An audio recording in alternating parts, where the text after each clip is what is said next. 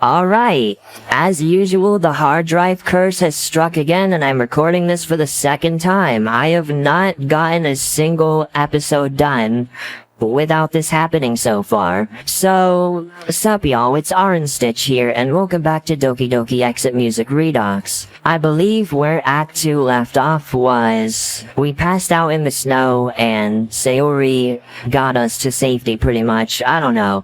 The hard drive thing happened so into Act 3 that I can't remember much about Act 2 anymore. So, let's just go back to where we were. Man, I'm so fucking mad. Every single episode it's happened this time. At least last time it happened at a point where I barely got into the act. But this time it happened when I was like an hour in. God damn it, man. Fucking hate when that happens, because then like a majority of the act is stuff that I've already read and I'm barely gonna have like new reactions. Fuck. Why can't my hard drive just act normal for a goddamn change?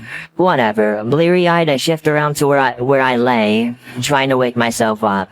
As I come to, I notice that I'm not in my own house. Looking over to my left, I see Sayori fast asleep on the couch opposite from me. I am so hot. Oh my god. Like temperature-wise. This water is not helping. Did she spend the night down here? Scrambling to get up, I try to quietly make my way to the door. I need to check on Natsuki. Sayori stirs, however, and promptly notices me. Hi. I tried to get the door open, but it was locked. And nobody answered, so I brought you here. I told her last night that I was going out. Told her to lock the door and to answer for no one. I have the key here. Digging into my jacket pocket, I pull out my keychain. Sorry. I should have thought it's fine. I have to go check on her. Arin, before you go, that wasn't okay. Whatever that was. If you want, I'll come by after school to check up on you, too. I can stop by before Yuri comes over to help me study. Maybe I can bring her with me if that's okay. That'd be nice. Anyway, I really have to... Yeah, don't let me keep ya. Sorry. I hastily head out the door, feeling Sayori's gaze the entire way. A cool air hits me immediately as rays of sunlight illuminate the slowly melting snow on the street. How long was I asleep? Cold, soggy, and muddy ground dirties my shoes as I half sprint across Sayori's front yard. Hopping the fence dividing Sayori's house and mine, I reach the front door. Keys in hand, I reach my house and hastily unlock it. Entering, I shut it behind me and immediately rush up the stairs. Natsuki? The silence is suffocating. I can hear the doorknob rattling as my hands shake with the anxiety, eventually stopping as I begin to rationalize the situation. She'll be here. She'll be pissed off or asleep or something. But she'll be here. I open the door. Oh, thank God. Natsuki, sitting on the futon and staring aimlessly, turns to me. She suddenly springs up and pulls me into her arms. No words come to mind, but you're still here. Yeah, I'm still here. Are you going to go back? No. A wave of relief washes over me. Where were you?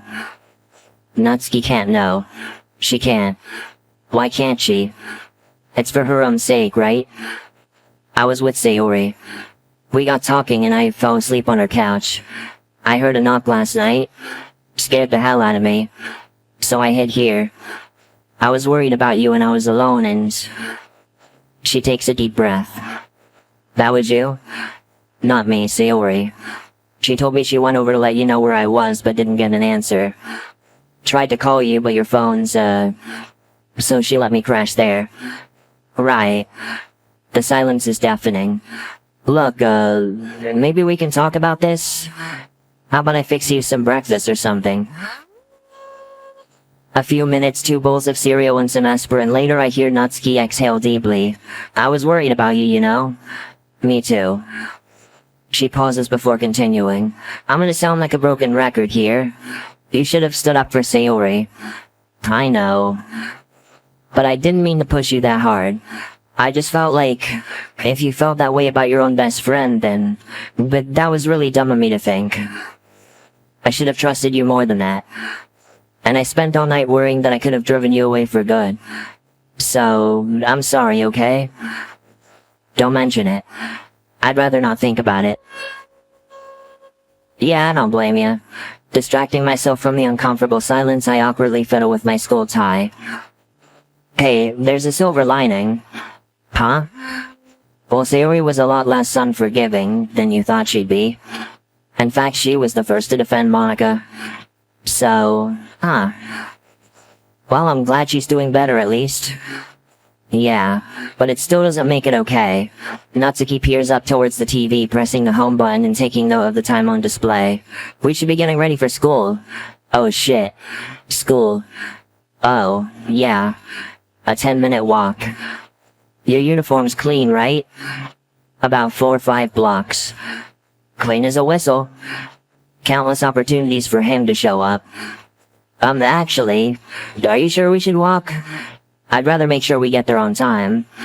Get a cab or something? Natsuki pauses, letting the idea ruminate. Oh, yeah. That might be good. Couldn't it take a while, though? Oh, yeah, maybe. We can take our chances, though, right? I'll pay. Arin, are you alright? Alright enough. Given the circumstances. Okay. Well, we don't have long. Yeah, I'll go get my stuff. Already dressed in yesterday's uniform, I elect not to change clothes and just prepare my bag for the day. I pull yesterday's textbooks out. I put today's textbooks in. I catch a dark glimpse at my reflection through the TV. Trying not to look again, I zip the bag up and exit my room. Natsuki is already waiting by the door. Ready? I suppose. Gulping, I slowly edge open my front door, peering down both ends of the street. Okay. My ears perk up as I pick up the rumble of an engine drawing closer. I wait where I am, ready to retreat into the house at any moment. As if on cue, the recognizable paint job of a taxi rounds the corner at high speed, pulling up in front of us. I offer a shaky wave to the cabbie before pulling open the back door and clambering in. Natsuki follows, setting her school bag down and yanking the door shut behind her. We set off. The bell rings harshly, signaling our lunch break. I spring out of my chair but stop myself from immediately jetting out of the classroom. Can't make myself noticeable. Following the crowd through the maze of hallways, I come to a grinding halt at the stairway. As students trickle past me, I come closer to the display that caught my attention. Soccer tryouts, blah blah, but lined along the bottom of the display are tens of copies of leaflets. Picking one up, I confirm my suspicion. It's a flyer for other clubs. Skimming through, I notice the likes of the debate club, the chess club, the soccer club, hell, even the anime club. And among them, the literature club. After letting the literature club screw itself up, maybe I can, well, maybe not fix things, but offer them a nice alternative. Folding the leaflet up, I dump it in my bag before dipping out of the door and into the courtyard. It's packed with students, taking up all the benches except one. Quick to snatch up the last spot, I make a beeline for the bench directly in front of the gushing fountain. Planting myself down, I dig through my bag looking for something to eat. And I find that in my haste earlier I forgot to pack lunch. Crap. I consider just biding my time wandering the halls or hiding in the bathroom. But I'm not too keen on losing my spot here. Always, bathroom. Scooch up. Natsuki's sudden remark is enough to make me flinch to the side, giving her space to sit beside me. Oh, hey. Didn't know you wait out here. Yeah. She pulls a massive tinfoil out of her bag. Where's your food? I usually make my own. Forgot. Shame. Don't usually get mine from the canteen, but I had money today, so... it's weird to think... Sorry, give me a second. Acutely aware of her temporary speech impediment, she finishes her mouthful before continuing. It's weird to think that today we're going straight home. No club, no stupid poems or whatever. Yeah. I mean, that would have been an end-of-day situation for me if I was still back home. Wonder how it's hitting the items. Hey, you're Arin. You in there? Yeah, sorry. What is up with you? Are you good? Because you don't seem good. Natsuki, I'm fine. Listen, if you're still mad about yesterday, I get that. But can you at least tell me? I don't know what you're on about, Nat. I'm fine. If you say so. She gives up, returning to her sandwich. Noticing Natsuki rummage through her bag, I watch as she pulls out a pack of salt and vinegar crisps. Come on, eat something. Oh, thanks. I relieve them from her and tear the pack open. They're very strong. Not quite to my taste, but I won't complain about free food. I just want to get back to class. As much as I want to spend time with her, I know I'm exposed here. I quickly demolish the chips. Natsuki wipes her mouth with her sleeve, crumpling up the tinfoil and tossing it into her bag. Come on. Next class. Bell? Finally. I rise from my seat, ready to go. Only 3 lessons left. Then a cab home. But how can I rationalize it to her? 2 taxi journeys in 1 day? Crap. Natsuki pulls me out of my trance with a quick kiss. Vinegary. Well, I'll see you later. We'll meet at the gate, okay?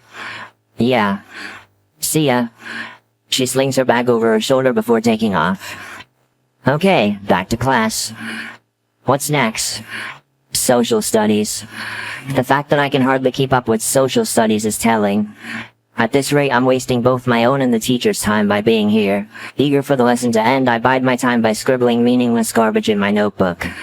Soon enough, the bell rings, finally signaling the end of the day. This time I bolt straight out of the classroom. Can't risk him seeing her. Half running through the corridor, I make my way to the front entrance and burst through the door. Not only am I one of the first students out, but Natsuki's nowhere in sight. I'm early.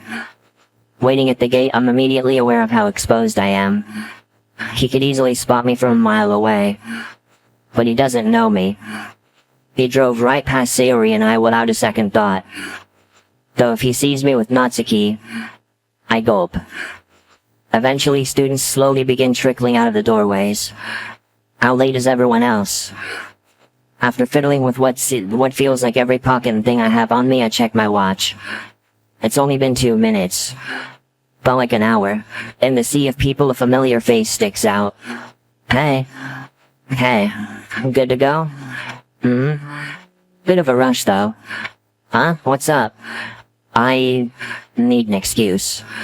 Think I left the door unlocked. No, crap. Yeah, let's go. The 2 of us quickly depart. I reach out to Natsuki, offering my hand to her. She takes my hand in hers. Need to get home quickly. It's only 10 minutes, I tell myself. It's early afternoon, I tell myself. You should still be in work by now, I tell myself.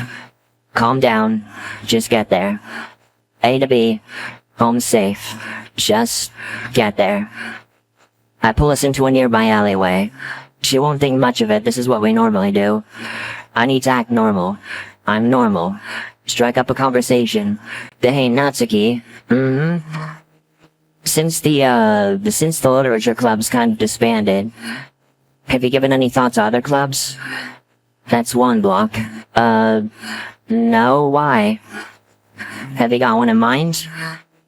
Wait. Not really. But I did pick up a little leaflet if you want to look through when we're back. It was about 5 p.m. when I saw his car parked outside the house. It's 3 o'clock now. Oh god, for all I know he could be on his way from work any second. Sounds good. I don't know how easy it'd be to adjust to something other than writing poems. It feels a bit like cheating, you know? My eyes dart around in my school, watching every corner we pass. Only a couple blocks to go now. I hear the distant rumble of an engine from a few blocks away. Sure. But before long it dissipates. I don't really focus on Natsuki. Be normal. Sorry, I lost my train of thought. Something on your mind? How about your dad's gonna fucking kill us? Nah, it just happens sometimes. Finally, home stretch. Still holding Natsuki's hand in mine, I nearly break into a run. However, she's caught off guard and nearly falls. Whoa, hey, careful! Yeah, sorry. A mixture of nerves and tiredness from the brief run have my hands shaking as I begin rifling through my pockets. It doesn't even occur to me to act like the door may be unlocked. Just gotta find the damn key. There. Opening up, I usher Natsuki in before slamming the door behind me. We're home. We're safe. Natsuki dumps her school bag on the floor before disappearing into the kitchen. I grab the TV remote, switching it on in an effort to calm myself with background noise. It defaults to movie reruns. Check the window. Nothing. Before I know it, she's back with a glass of water. Drink. Huh? She sighs. I haven't seen you drink anything today and I'm a little worried. Something's clearly bothering you, and if you won't tell me, the least you can do is look after yourself. Oh, yeah, thanks. I guess I just haven't really been paying attention. Yeah. Now come on. She nudges me. Double check the window. I take a sip to alleviate her worries. Good. So, you said something about a leaflet earlier for clubs. Yeah. Keep checking. I don't know, I guess I thought maybe we could, fill the void that the literature club left. Could be nice. I hope so. I begin rifling through my school bag looking for the leaflet I'd collected earlier on. Damn, that fucking Even though I've gotten to this part before, that scared me. Fuck, but I know what happens. I'm not gonna spoil it though. Oh shit, oh shit, oh shit, oh shit. Why isn't Natsuki staying put? What if it's... Hey! Oh. Oh, hello, Natsuki. Hey, guys. Yuri? Oh, of course, I forgot. I should have kept in mind that Yuri was coming around. Should have told Natsuki that they'd both be here. I approached the door, making my presence known. Hi. Arin, hi. The front door wide open like this. Do you guys want to come inside? Sure. Yuri, are you coming? Oh, okay. I stand aside as Sayori and Yuri pile in. I nearly slam the door shut but slow it down at the last second. Sayori makes a dash straight for the couch while Yuri awkwardly loiters around the door, likely waiting to be offered a seat. Sure enough, Natsuki's the one to offer up a spot. Yuri, you can sit down, you know. Oh, thank you. She seats herself next to Sayori. Natsuki heads to the chairs opposite the couch, beckoning me over. So, what's the occasion? Arin didn't tell you? My eyes avert Natsuki's. Regardless, I feel both girls giving me a stern look. Well... Sayori takes a deep breath. Yesterday, Yuri offered to help me out with studying because, well, I get pretty distracted sometimes. I was gonna go to hers first, but her parents didn't really like the short notice, so... Anyway, I thought, hey, why don't we make this a proper thing with Arin and Natsuki? Only if you two wanted to, of course. Oh yeah, obviously. I just thought it might make it more fun. And, we all definitely need to catch up. Except Yuri. She keeps so on top of her work it makes me a little dizzy. Oh, Sayori, I'm not that far ahead. It's just important that I prepare myself for the future. And the test on Friday. Yeesh. We've got a test? So, are you guys up for it? I find it hard to imagine that at the moment I'd be able to focus on studying of all things. But at any rate, I might as well try. Who knows, it might take my mind off the whole situation for a while. Sure. Natsuki? She takes a second. Yeah, okay, I'm in. Can't hurt. So algebra, right? That's right. I should probably go get my textbooks and stuff then. Oh, we've got...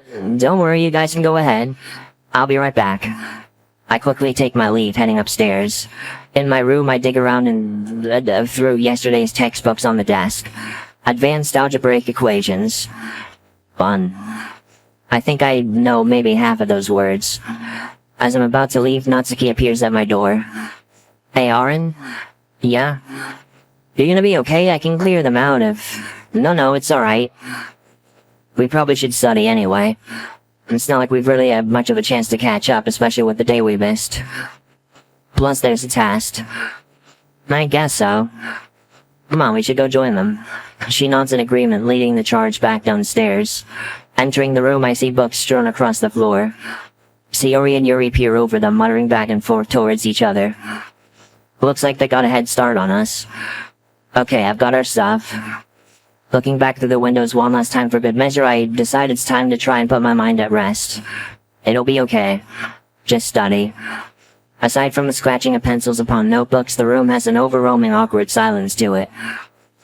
None of us have really studied with each other before. Anxious to speak up, I guess. I slam my pencil down in exasperation. It's a silence I'm going to have to break. Because I'm jumping out of a window otherwise. Okay, am I going insane or are you guys having trouble with question 5 too? Suddenly all eyes are on me, making me flinch slightly before calming. Sayori and Natsuki sigh and raise up their hands somewhat. Yuri after a moment nods. This has to be a misprint. Doesn't even make any sense. I'm at a loss. Yuri doesn't know? Screw this, I'm googling it. She snatches my phone off of me. Hey! Shut it.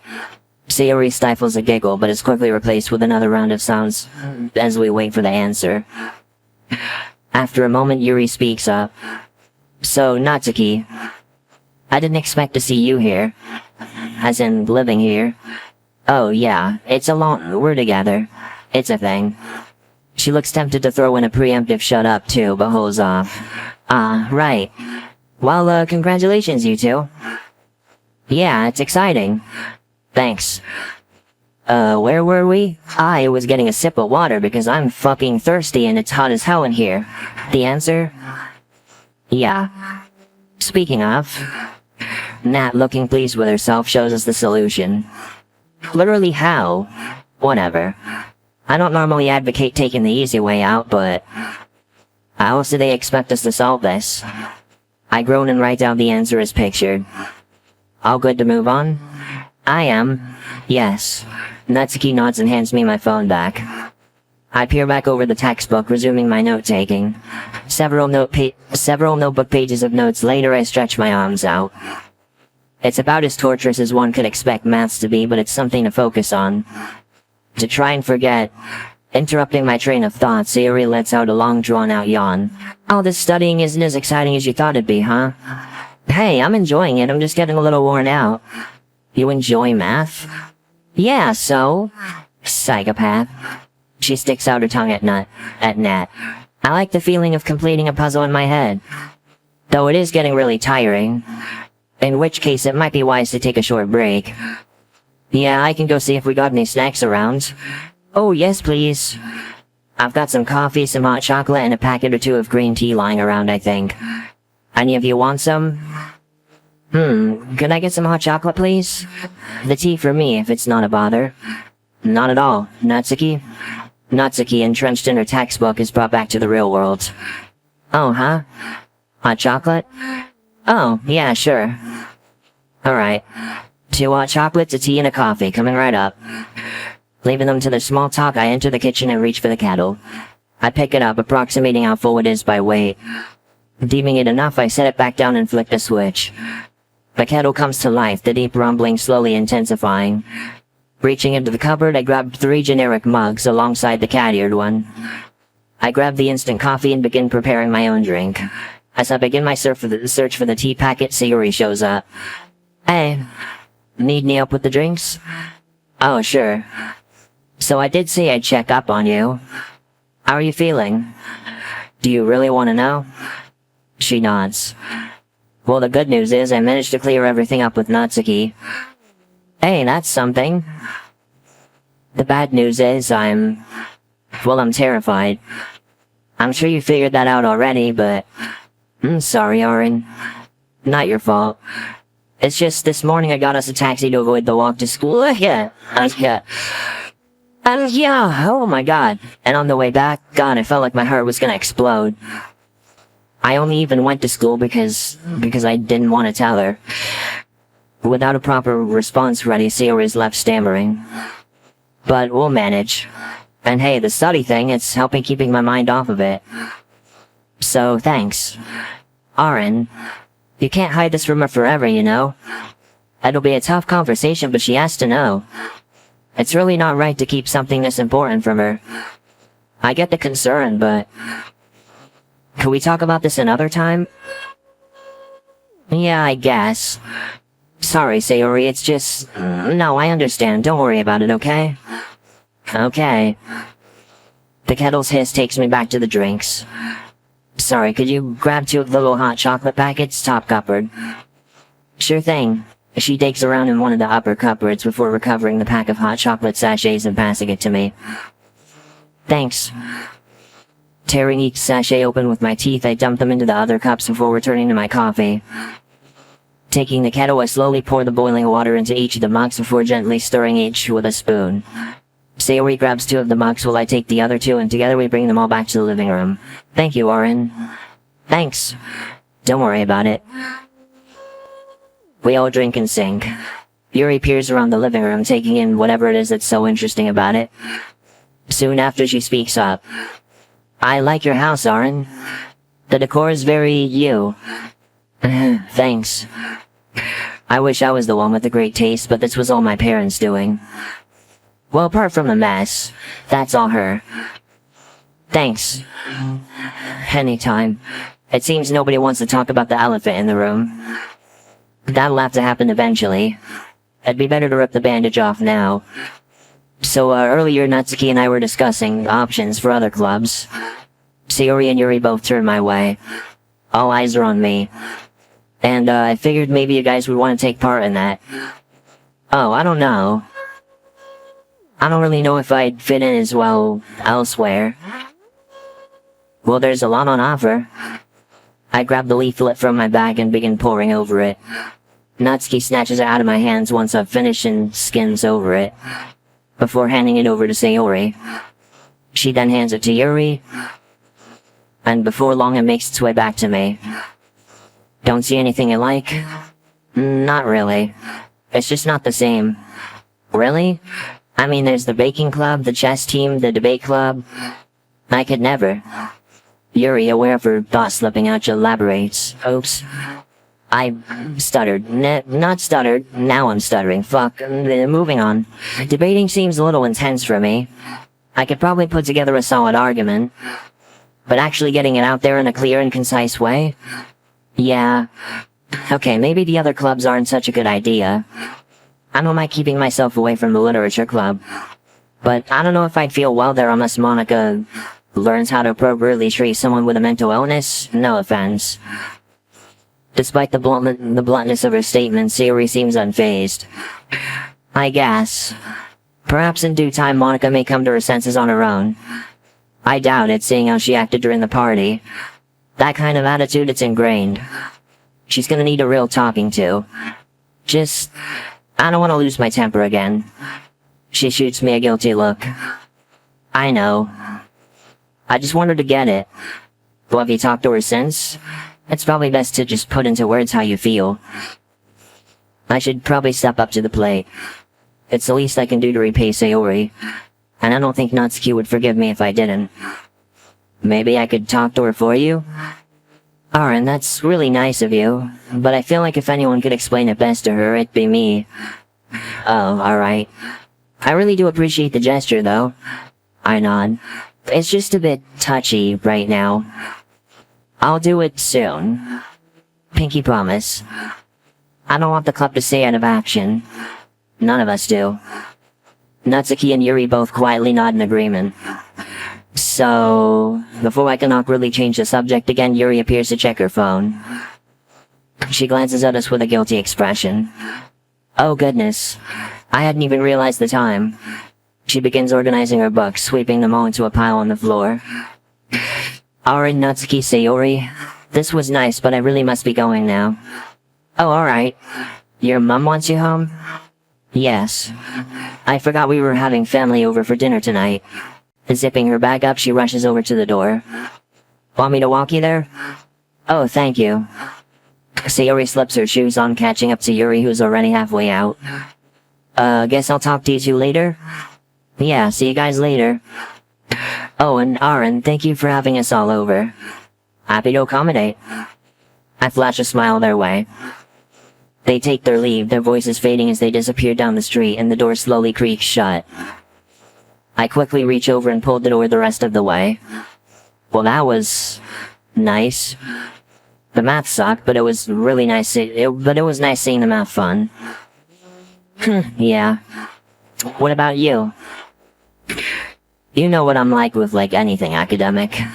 But yeah, no, I had fun. I think we both needed the company. Yeah. Maybe I'm worrying too much, but you just seemed a little off. No offense, but you've been weird all through today. Oh, you know what this morning was like? I guess it's still catching up to me. Yeah. Yeah, I suppose. Well, either way, I trust you. An awkward silence. I'm gonna go get changed, okay? Yeah, okay. Natsuki departs, the stairs creaking as she climbs them. My mind swirls, attempting to process the day's events. But even as my head's about to explode, I can't help but think back to the literature club through everything. Things had just ended so abruptly yesterday. It's hard to think that yesterday was our last club meeting, possibly ever. It feels almost surreal. Given nobody was keen on any of the alternative clubs, it seems like Natsuki and I are on our own. No support group. No safe haven. No police. Just me, her, and Sayori next door. It's us against the world. Oh, and a psychopath who may as well be hunting us down. I reflexively peer out of the window. Nothing suspicious. Cleaning up after Sayori and Yuri, I grab the club leaflet and contemplate crumpling it up and throwing it in the trash. However, I instead decide to hold onto it just in case. I grab my bag and stuff it in next to my geography textbook and the shimmer. I've never had a reason to peer much past my door. I had food, water, a bed. What else did I need? Though this room is pitch black, I'm content, happy somewhat. My eyes adjusted over time to see only what I meant to. I woke up sometime later and I saw a light under the door frame. My eyes burned and away I turned, but there it stayed annoyingly. Soon after I looked at it again, but this time it didn't burn as bad. It was warm and inviting somehow, beckoning me to discover more. At first I resisted the thought. Why waste time, I said. Why bother when all this is enough for me now? But the light heated up the floor and I found myself envious, because now I see that my room gets really cold when I sleep. I give in finally and pull. The door opens without a sound, and I'm flooded by burning lights and colors I've never seen before. Outside is a hallway that seems to stretch on forever and ever. Doors like mine open and close, the lights bright, off, flickering. The door opposite mine is open and is filled with magnificent colors, the likes of which I've never seen. A picture of blues, greens, purples, and pinks. Inside this room were empty jars, and I took one for myself, and I caught myself a little color, pink and white and shining bright. My door is half closed now because sometimes I like the shadows and dark and the silence it offers. But when it gets cold as I sleep, the pink shines across the room and shows me the colors inside here that I was missing the whole time. Well, with hindsight, it's pretty bad. No, it's not. And long, way too long. But looking for anything to take my mind off him. As Natsuki makes her way downstairs, I decide to float along since forgotten plan. Oh, would you look at this? I found my poem. The one we wrote for the club on Friday. Oh yeah, I remember. Well, we never did get to read each other's poems like we planned. Natsuki begins looking through her own bag. You sure you want to? Hey, it can't hurt too much to read them anyway. Even if it's just for the constructive criticism. She shrugs. Sure. We both stand there for a moment, but Natsuki becomes restless. You're gonna give it over then? Oh yeah. I hand my poem over to her. In return, she thrusts her own poem into my hands. Dollhouse. I remember my toys from when I was small. A kitty cat, a horse, a plush, and a house for a doll. The house was really weird. It had these closable walls, so you could make a perfect home for all your perfect dolls. You could have a family within the house's halls, or a perfect little home of perfect little dolls. But when you put them away and close up the walls, would they remain as they were as perfect little dolls? Would they love? Would they try? Would they scream? Would they cry? Behind plastic smiles, would anyone know the difference? Natsuki. She turns to me, eyebrow raised, before resuming reading. That was really... Sorry, just a sec. Nodding, I give her the time to finish reading my poem. I watch with bated breath as Natsuki's eyes scan the page. I hope she likes it. I can barely contain my own thoughts on hers. As she lowers the poem to face me, we both share a look. Wow. Registering the jinx, we both chuckle a bit. Somehow she refrains from calling it and socking me in the arm. A few anxious seconds pass, us both trading looks to figure out who goes first. Natsuki wins. I really like that. Me too. I'm caught by surprise. Wasn't it a bit too much? Since one was not a problem. I mean, maybe it was a bit headlong, but I don't think it mattered. Huh. I just thought, what with you and Yuri's conflicting styles? Arin, I was talking about being needlessly wordy. I don't have a problem with something being long unless it's done for the sake of it, or to look smarter than it is. I just think, I don't know, I think the story called for it. I suppose. I shrug. Maybe it wasn't that big a problem after all. And speaking of the story, without warning, she lays the shimmer down on the coffee table! God fucking damn it. I'm still remembering that Cloudy with a Chance of Meatballs meme. Every time I see the words coffee table, I'm going to think about that. That's going to become a running thing. Without warning, she lays the shimmer down on the coffee table before launching into a hug. Taken aback, I initially jump a little but quickly ease into it. She lowers her voice to a whisper. You're so sweet, Arin. And man, you were gonna show this to the club? It really means a lot to me. So, thanks. I'm happy to, it's no problem. Unsure how to respond, I grin back. Now, where to begin with Dollhouse? I run the words through my head carefully. I hope this isn't too sensitive. Were you really gonna show Dollhouse to the club? Natsuki balks for a moment before answering. I wasn't. It was very much it was for your eyes only. I thought as much. Seems very blatant. Yeah, blatant. I could never give them something that obvious. I can't have them knowing. Well, maybe it's just obvious to me because I know what I know. I'm sorry, Arin, but I'd never risk it. No, I wrote something a little more digestible for the club. Well, am I allowed to see it? You know, to be constructive and stuff. Natsuki scratches the back of her neck awkwardly. I ripped it up in Monika's face. Did you really have to hammer home the point that hard? Knowing where this leads, I second-guess bringing it up. In fact, maybe it's better we don't go there. Yeah, thanks. We take a second to look each other back and forth. Natsuki lunges forward and plants a kiss on my cheek before reaching for the TV remote and flicking through channels. Well, I'm beat. That math really did a number on me. I'm gonna find us something nice and stupid to watch. Get the light, would ya? Sure. Rising to my feet, I make my way to the wall switch and flick it off, leaving only the illumination of a TV. I collapse back into the sofa. Natsuki follows.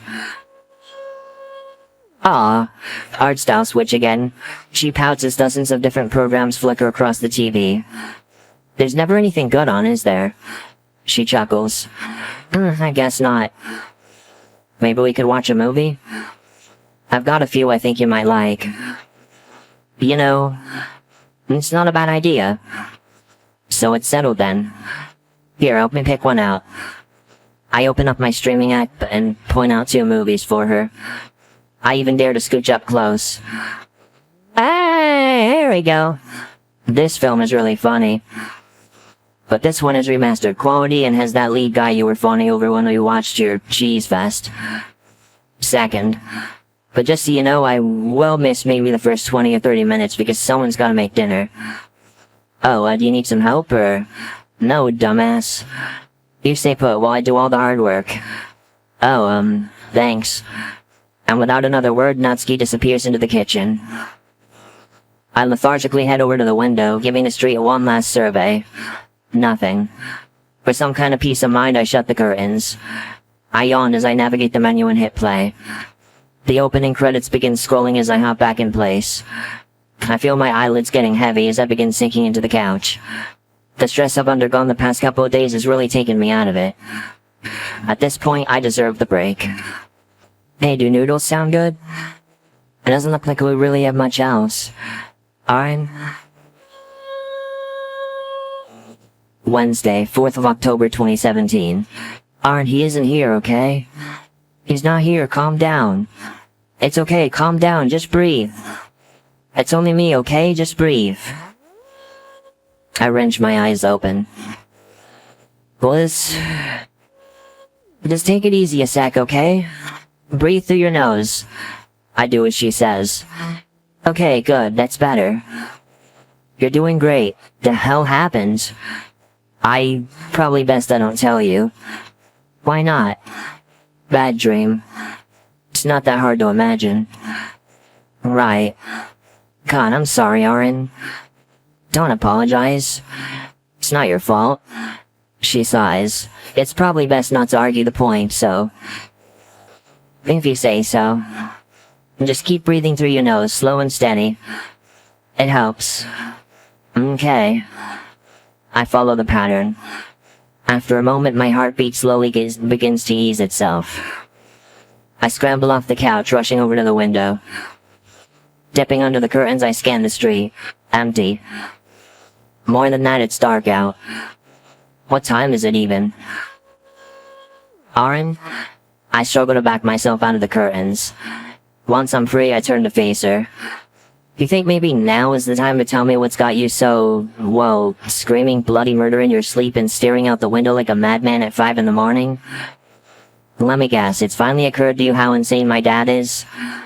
Worse. Worse? I noticed my stalling. Just get it over with. I saw him. Huh? I saw your dad. Natsuki immediately tenses up. You... in the dream? Well, yeah, but... I saw him when I was out with Sayori on Monday. We were on our way back from the walk. And he just drove past us. Oh shit. Before I can start to explain myself, Natsuki starts rushing around the room, closing any curtains, blinds, and other avenues of entry.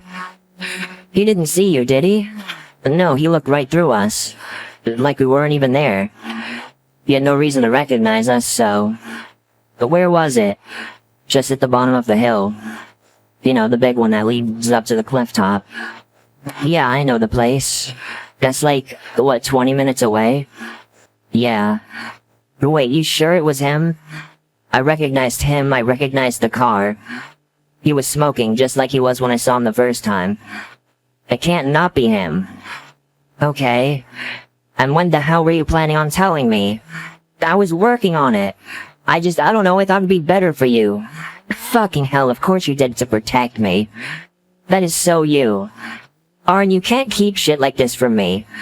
I'm sorry, I knew I had to tell you eventually, but I was scared.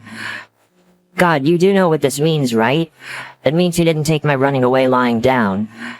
He is out there, he is looking for me, and if I don't leave right now, he will find us. Wait, don't leave. Arin, if I stay, you'll be in as much danger as I am. Do you even know what he'd do if he found you with me? I have a pretty good idea. Just hear me out here, okay? I need you to think logically about this. Fine. So, say you leave. Where do you go? Much as I hate to say it, there is nowhere else, is there? There's my mom's family, but... too far away? Yeah. Now, there are only two solutions. Either we stay holed up in here for a month, or we go to the police. Her eyes widen. No, absolutely not. Hey, you were the one preaching to me about how dangerous the man is.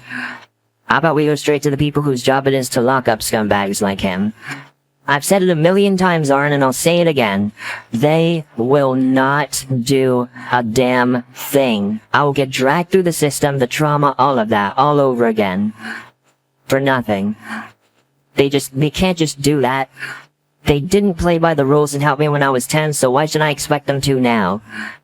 Listen, I'm sorry it happened before, but it's this that refines us, right? I just don't get it. You don't need to get it. You just need to listen to me for once. I understand the fear, really, I do. But this man is putting your life in danger, and I'm scared that you're not getting the help you need because you're afraid of actually making him face the consequences of his actions. I already told you I am not doing. It's not good enough, Natsuki. Oh, fuck you, Arin. You call the police, you may as well walk me straight back home. It is a death sentence. Alright, fine, let's assume no cops. What now? She thinks it over for a moment. Just give me enough time to pack. Maybe I can get to my mom's family. How are you planning to do that? Aren't they, like, on the other side of the country? I don't know. God. She shakes her head, racking it for ideas. I don't know. Listen. Do you want something to eat? Take a few minutes to try and calm down. Do I want to? You know what, sure. It's better than going round in circles like this. I nod, entering the kitchen. Cereal again. 2 bowls, pour, jug of milk, pour. Breakfast comes and goes without a word. I take my bowl and stack it atop the other unwashed dishes. Natsuki does the same before trudging back to the living room. I follow, taking a seat next to her. I'm thankful for the break, but I still have something to confess. Can I be honest with you, Natsuki? Oh, now you're being honest? Okay, I'm sorry, shoot. Everything seemed so clear at first. I thought I had everything under control. But now it's like I can't go a second without imagining how everything will go wrong. And now I drag you into it and Hey, wait. Look, I know She trails off, then coughs. This whole thing might be a mess, but it's our mess. If anything, we dragged each other into this, so don't try to put all the blame on yourself. Just don't keep stuff like that from me again. Of course. Total transparency from here on out. Right. And it goes both ways. Because we're gonna get nowhere if we keep hiding stuff from each other. Especially stuff like this. Yeah. Natsuki, after a moment, slowly leans over, resting her head on my shoulder. I gently stroke her hair and reciprocate, holding her. We stay like this for a silent moment, a passing comfort amidst storming thoughts. Natsuki sighs. What do we do, Arin? Well, you already know our options. Either we wait it out until you turn 18, or you try your best to travel 400 or so miles to get to your mom's family, or... I sigh. Yeah. If you wanted me to be honest, I'm being honest. But no matter what, I'm with you. Really? Really. Besides, we've only got 32 days to go. So we just have to keep our heads down until November. Then there'd be no chance the cops would send you back like they did before. Okay, that sounds like a plan. I'm sure it's a given, but that means no school. Oh, yeah. Just we have to try and keep up with our work. We're gonna take a hit no matter what, but it might help. Course. And hey, we might be able to make it something fun. I think the fun factor depends on the subject, but... Yeah, I'd like that. She sighs. I love you, Arin. I love you too. And I'm sorry for not telling you. Well, it's out there now. I yawn as she reaches for the TV remote but holds off. Arin, you should try and get some sleep. Like, actual sleep. You look pretty desperate for it. You sure? I can hold down the fort here. Though... Can I borrow your phone? Why? I'm gonna talk to Sayori. Tell her we won't be going into Tell her we won't be going into school for the foreseeable future. Oh, sure. I hand her my mobile. There's a charger cable down the back of the TV somewhere. It's a relief to have finally gotten it off my chest, but... I try to push the whole horrible affair out of my mind. For now, I need to sleep. I'm brought back by the sound of the TV. It's not really all that loud, but enough to stir. Hi. Hey. What's the time? About 4:30. Great. Sorry I slept so long. You needed it. What are you watching? Dunno, really. Just channel surfing. How are you feeling? I lean up, making space for her on my couch. Still a little tired. You want a coffee? Oh, sure. You having one too? Nah, I'll stick to the hot chocolate. If that's alright.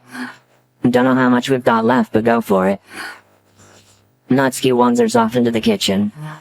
The hot chocolate actually brings me to a realization of sorts. Groceries. Well, he still has no reason to recognize me.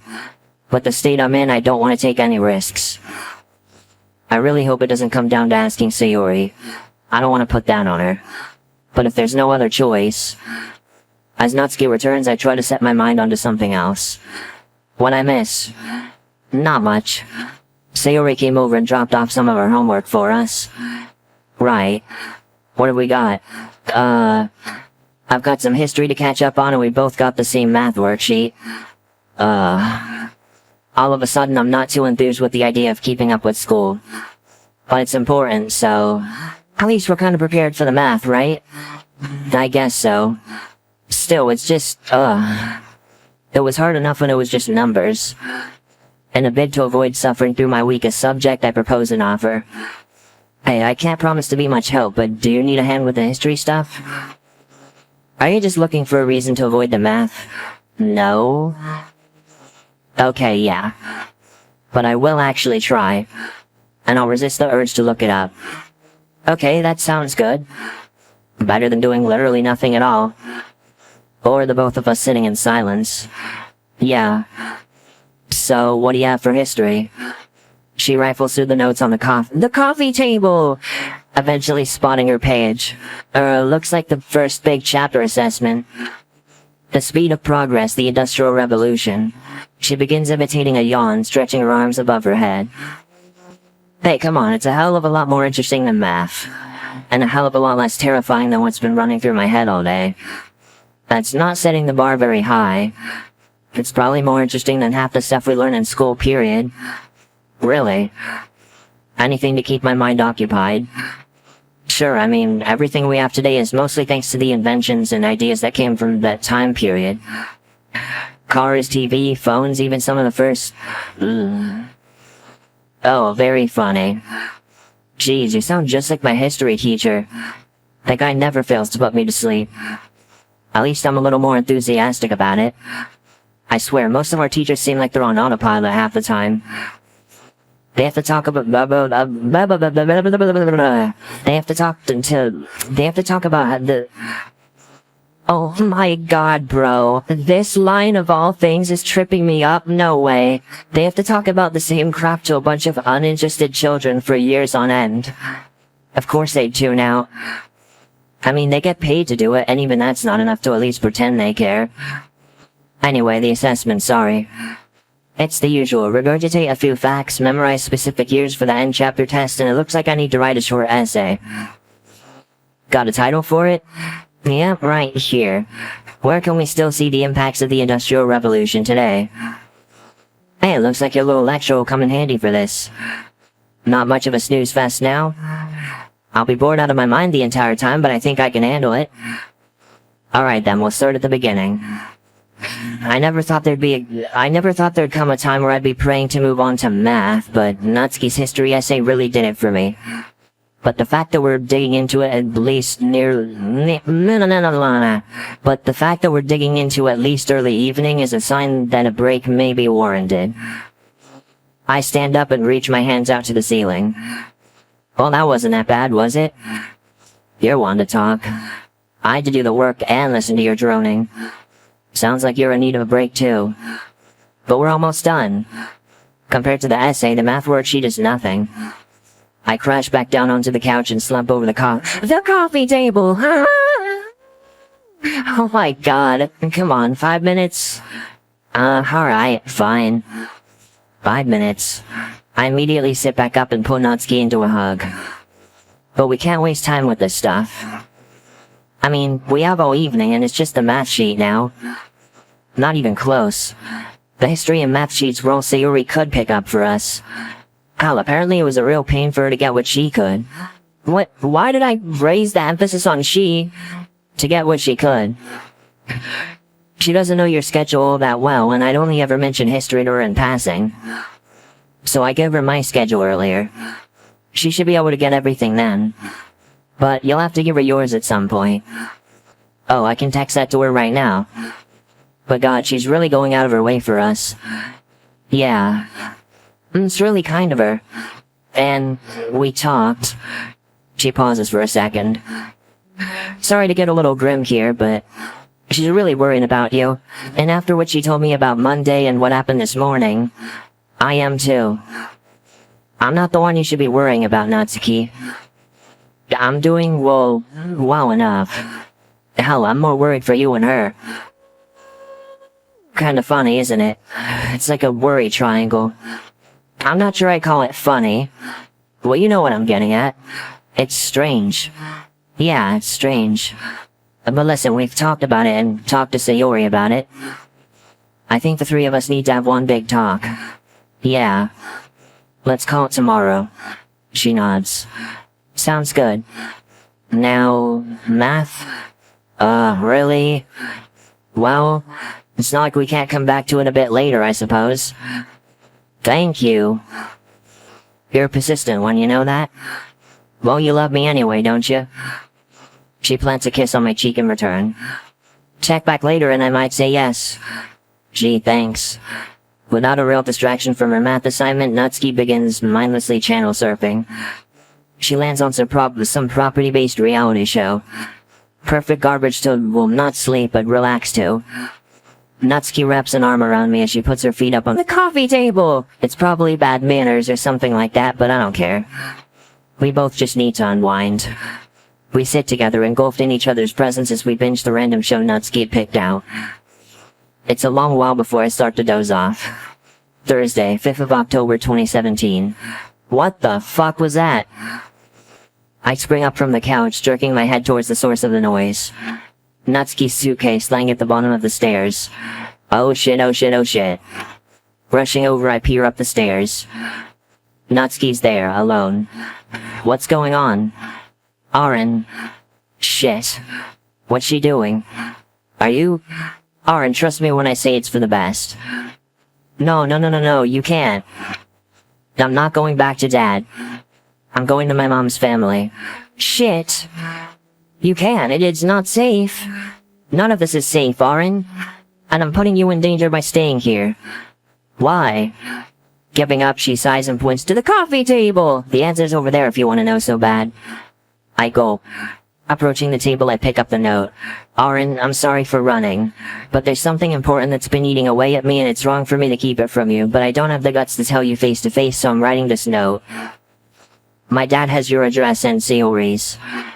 Remember that visit a couple weeks ago, baking cupcakes for the festival? Well, I had to get his permission to even leave the house, and because he wanted to know exactly what I was doing, yeah. And with Sayori a few months ago, I went to hers for some stupid sleepover thing, same deal. I don't know. I guess figured the chances of him putting two and two together was 0, but it was so fucking dumb of me to take my chances here. When I was putting you and maybe even Sayori in danger, I can't justify it. But when I realized getting to Mom's family was a real possibility, I knew I had an out. A way to keep you out of his crosshairs. I have your phone number. As soon as I'm at least out of town and I have a way to contact you, I'll let you know I'm safe. But if you're mad at me, rightfully so, and you want nothing to do with me, I understand. So I'm really, really sorry for everything, for dragging you into this mess, for throwing the relationship down the gutter, and most importantly, for putting your life at risk. I really do love you, but I can't stay here. Yeah. I pull out my phone.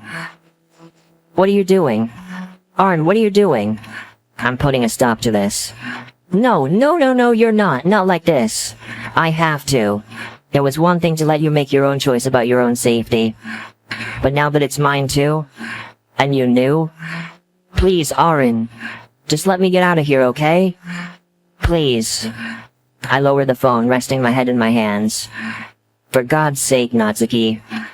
What happened to total transparency? That's what the note was for. I couldn't just up and disappear without an explanation.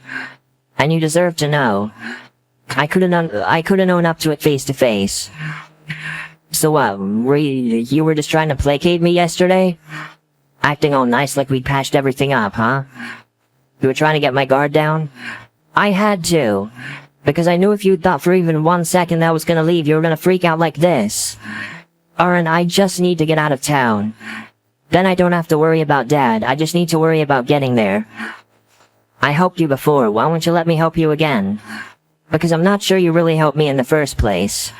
I'm sorry.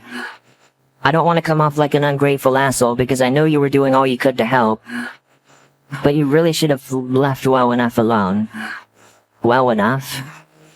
How was the way you were living in any way well enough? Because if I hadn't come here, Dad would still be his usual old asshole self as opposed to a psychotic asshole who could burst through the door any minute to kill us. I could have waited out that month. We're doing this again? In fact, you know what?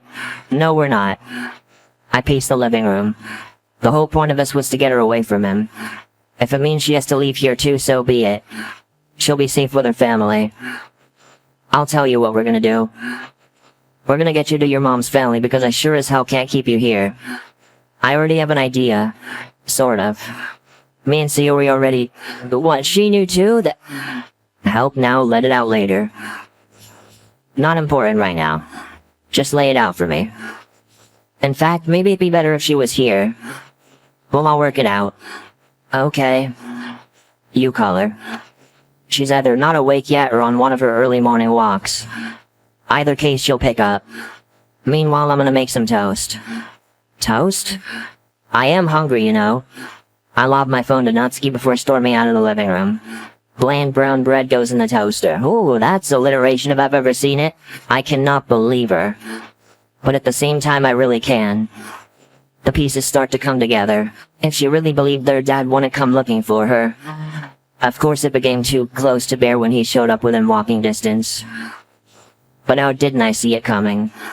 Of course he'd want to know. The ping of the toaster drags me back into the real world as I realize I let it run a little too long. Slathering butter onto the blackened toast, my mind can't help but wander back to the matter at hand. How the hell are we gonna get her there anyway? Trains are expensive as hell. Same goes for planes, not to mention the fact that she need a passport. Both are dead ends. My hand comes slamming down onto the table in frustration. Fortunately, it brings Natsuki into the kitchen. Arin? Something wrong? If it's because of me leaving, I don't have... No. Not that. The toast? Uh-huh. Oh, right, yeah, sorry. It's fine. She takes her slice and bites down on it. Retrieving my phone from her, I look for my banking app. I gulp. $40. I no grocery money until the 15th. Okay. We need to put a plan together. How much do you think you have on you? Cash, I mean. She rummages around in her pocket, producing a single 20. Can I just ask, what was your plan before? Just get as far as you could with just that? I didn't really have one. Well, I have an idea, just no way to pay for it. Well, let me hear it. Almost as if on cue, the door clicks open, revealing... Sayori. Thank God. I motion for her to shut the door behind her. Hi. Hey, Arin. Natsuki. How goes the planning? Well, trying to figure out transport. Well, a train's too expensive and a plane is out of the question. So we're kind of... coaches, Arin. Huh? Coaches. We figured this part out already. Yeah, they're like the budget option. Really cheap. Me and Mom took one to go on holiday a few years back. I remember that. Weren't you going to visit family? Yeah, sorry, Arin, you know what she's like. Anyway, a coach is your best bet on a budget of... around $60. You really are low, huh? Don't worry, I'll break the piggy and... Sayori, you don't have to. I want to. Whatever help you can give us, we'll take. Thanks, Arin. So last I checked, the coach is generally gonna cost you around $80 per person. One way. I thought this was the budget option. It is. Jesus. So we're 20 short just for Natsuki. Sorry, but I think you may have to make the journey alone. She nods solemnly. Sayori, since you offered, you got a 20 spare? I've got like $50. That'll at least cover a coach and some extra money for food and stuff. Okay, so we can do this then. Well, we might as well finalize this then. Sayori? Oh yeah, I'll send it to you now. Oh, okay. I thought you said it was in a piggy bank. The piggy was metaphysical. I exhale strongly out of my nose, breaking a smile for the first time in days. You mean metaphorical? Yeah, probably. Anyway, Natsuki? She hands me the 20. Alright. With the coach payment finalized and the ticket printed, I idly spin in my chair while Sayori and Natsuki sit on the edge of my bed. Now I brace to ask the question that's undoubtedly on everyone's minds. So, what about tonight? We can't stay here. Nor your place. And the coach leaves at what, 3? 3:20. Yeah. So we have some time we need to kill. A hotel? Sayori opens her phone up and starts typing away. Doesn't look like an option. Even the cheapest hotels are way too expensive since we've only got, like, what, $30 left? Okay. How about we try someone else's place tonight? We can make it look like a sleepover. On a school night, that's tricky. Oh, Sayori. What if we asked Yuri? I mean, I can check, but... Her parents wouldn't even have me over to study with her, remember? So I don't think we can pull that off. Damn it. Well, looks like that leaves Sayori and Natsuki sigh in unison. Yeah, I know. But she's our only choice. I hate to admit it, but we kinda need to try. Sayori? She shrugs her shoulders, nodding. Not like we have much of a choice. So I'll make the call. After some scrambling around my pockets, I find the one with my phone in it. I wander off into the living room out of Natsuki and Sayori's earshot. Unsure of what I'm going to even say, I hesitate. How the hell am I gonna convince her to have a sleepover on a school night? I know. Tapping her number, I initiate the call. Monica, hey. Oh, Arin, hey. It's good to hear from you. Yeah, you too. How's Sayori? Oh, how's Sayori? Oh, she's good. In fact, that's what I wanted to call about. Well, how can I say this? Am I really gonna do this? If it backfires... No, she'll understand the situation calls for it. Well, Sayori's looking to try and make up with you. And if you'll believe it, Natsuki feels bad for whatever it is she said. I don't know what, she wouldn't tell me. Listen, either way, they both want to talk it out with you. Basically, we were wondering if you were free to hang out tonight. Try to make things right between all of us. Oh, absolutely. Truth be told, all week I've been praying for a chance to apologize. So it's a real relief. Hey, how about we make it a thing? I think a sleepover. My parents are out of town, so I could have you guys here. And it gives us more time to get it all out there, you know?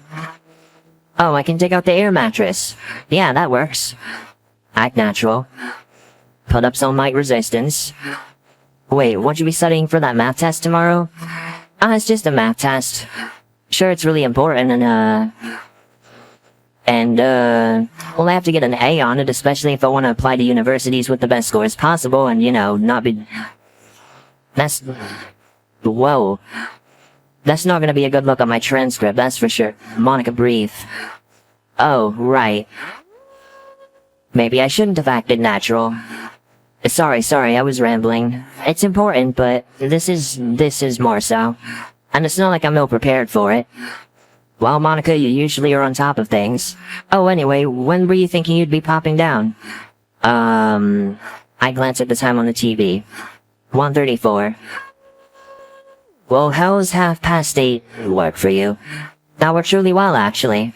Great, see you then. Looking forward to it. And Arin, thanks for helping me sort this whole mess out. I'm just glad they've given me another chance.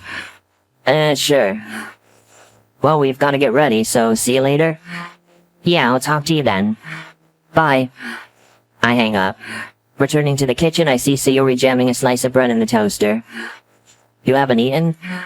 It's been a busy morning. I didn't get a chance to before coming here. Should I? Oh no, don't worry about it. I clap my hands together. So, Monica's more than happy to let us stay the night. She seems pretty desperate to make up with you two. Neither of them look very enthused. Hey, come on, this is a good thing. No, Nat, are you sure you're completely ready to go? Yeah, I've got everything packed. It's just... Well, if I show up at Monica's with a suitcase full of stuff, that's gonna look a little weird. Well, why not leave it here? When we leave there, we stop by here and pick it up. It's still on the way to the coach stop. And then you bring some... pajamas. This person's definitely British. And then you bring some pajamas or something with you to Monica's. Yeah, okay, that works. Now, is that everything? They nod. You got the ticket? Natsuki waves it about before putting it back down on the counter. Okay. We're due to be there at 8:30. So we got some time to kill. Anyone want to watch some TV? Come on, there's gotta be something else to do. Come on, there's gotta be something else to do in this house. It's your house, dude. Right, I'd say video games, but I don't know where the controllers are. Maybe we can... You know what? TV it is. It's down this road. Natsuki and I tag along behind as Sayori leads us onto Monica Street. Even for early evening, I'm surprised at how deserted the street is. It's relieving, at least. Sayori suddenly veers left and onto the front porch of a large house. This place seems very Monica. I take the initiative and rap on the door a couple of times. Nothing. I try again. I'm muffled coming, echoes to the door. Natsuki and Sayori give each other one last look before... Hey guys, you made it. Did you three get here okay? Yeah, Sayori showed us the route. That's great. Any chance we can come in? Oh yeah, of course. Monica ushers us all in before pushing the door tube behind us. Out of the frying pan into the fire. Wow, Monica's place is nice. Monica leads us through the hallway and into the living room. At first, I can't help but think it's just messy. But on closer inspection, the mess is, in fact, a stack of board games. Is that Monopoly? She wants us to make up over board games? Oh yeah, how are you guys? Natsuki stuck between... Natsuki is stuck between uttering Monopoly or Monica. First, in the original game, it was manga and Monica. Now it's Monopoly or Monica. Oh my god. Monica, what's going on here? Well, whenever I got in a fight with my parents, they'd bring out the board games. Good way of letting things off your chest. Whether it's school grades, clubroom activities... Subtlety is an art form, I guess. Natsuki takes charge. Look, can't we just chill out for a little? Without having everything prepared to the smallest detail? Her eyes glance over at Sayori. But, and again. Yeah, I suppose that works. Yeah, in that case, do you want me to put on a movie? That's more like it. I try to stop my eyes from rolling into the back of my head, cause we're only here out of necessity. The three of us pile onto the single couch as Monica starts looking through her archaic A to Z collection of Blu-rays. Sayori buries her head into her phone, clearly not ready for the inevitable talk. Before my eyes can roll much further back into my head, the door goes again. I'll get it, everyone stay where you are. Monica dashes out the room.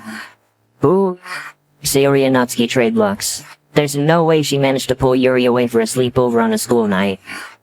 A few seconds later, she's back with... pizza. Sure, I'm hungry anyway. Monica slams the pizza down on the table. Sayori perks up a little at the sight of free pizza, but quickly returns to her phone. Did you... I can't exactly cancel an order once it's out for delivery. Fair enough. Oh, plates, how can I forget? Monica dashes out of the room again into what I assume is the kitchen.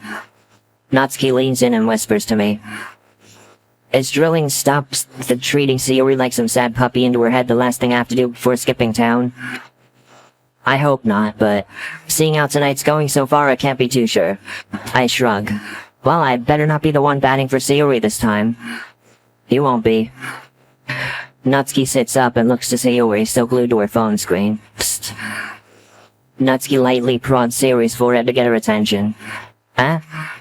At the risk of sounding like a hypocrite, if she starts acting up and you don't think you're ready to deal with it, you don't have to stay. We're not in school, this isn't a club meeting. If you start feeling uncomfortable, just go. I'll be okay, Nats. I guess we'll just need to get it out of the way eventually. Almost as if on cue, Monica returns with plates and drinks. She sets the drinks down on the table and starts handing out the plates. She practically gravitates towards Sayori with the first one. Though hesitant, Sayori snatches it out of Monica's hands before she can say anything. Once we have our plates, Monica opens the pizza box. Well, let's dig in. I grab a slice. Natsuki reluctantly follows up. Sayori... Are you not hungry, Sayori? Not really. Well, why don't you have a drink? Monica grabs one of the several soda bottles on the table and holds it out to her. Must be thirsty after walking all the way here. The walk here wasn't that bad, Monica. It was only 600,000 hours. I counted one, drama queen. Shut up. Monica turns to Sayori. Anything for you? I'm fine right now, thanks. Okay, are you sure? It's not a problem. I can already see where this is going. Time to step in. Hey, what movie are we gonna watch? Oh, I'm not sure. What are you all in the mood for? I don't really care. Yeah, anything would be fine. Monica turns to Sayori and flashes a restrained smile. Well, what about you, Sayori? I don't know, surprise us? Yeah, you know what you got more than we do. Pick out something. Her face lights up with excitement. Oh, okay, great idea. I think I have something up my sleeve that I think you guys would love. She scurries over to where she keeps her movies and eagerly rifles through them. With her back turned, Sayori looks at me and gives a faint smile. Monica returns holding what looks to be some sort of indie art house film. Alright, I've got her movie. Natsuki's face turns sour as she eyeballs the cover, though she doesn't dare say anything. To my surprise, however, Sayori seems to perk up at the sight of it and leans forward in her chair, pocketing her phone. Oh, I heard about this one. It's supposed to be like a sci-fi-ish detective movie, right? Spot on, Sayori. Isn't it kind of a slow burn? Anticipation is everything, Arin. You have to build the right mood for the right payoff, you know? Is that another fourth wall break? I swear to God. This may just be an unintentional nod, but Monica, come on. You were doing so good with not fourth wall breaking. Don't start now. Especially if this is the last act. With the way this is going, I don't think there's going to be an Act 4, so I don't know.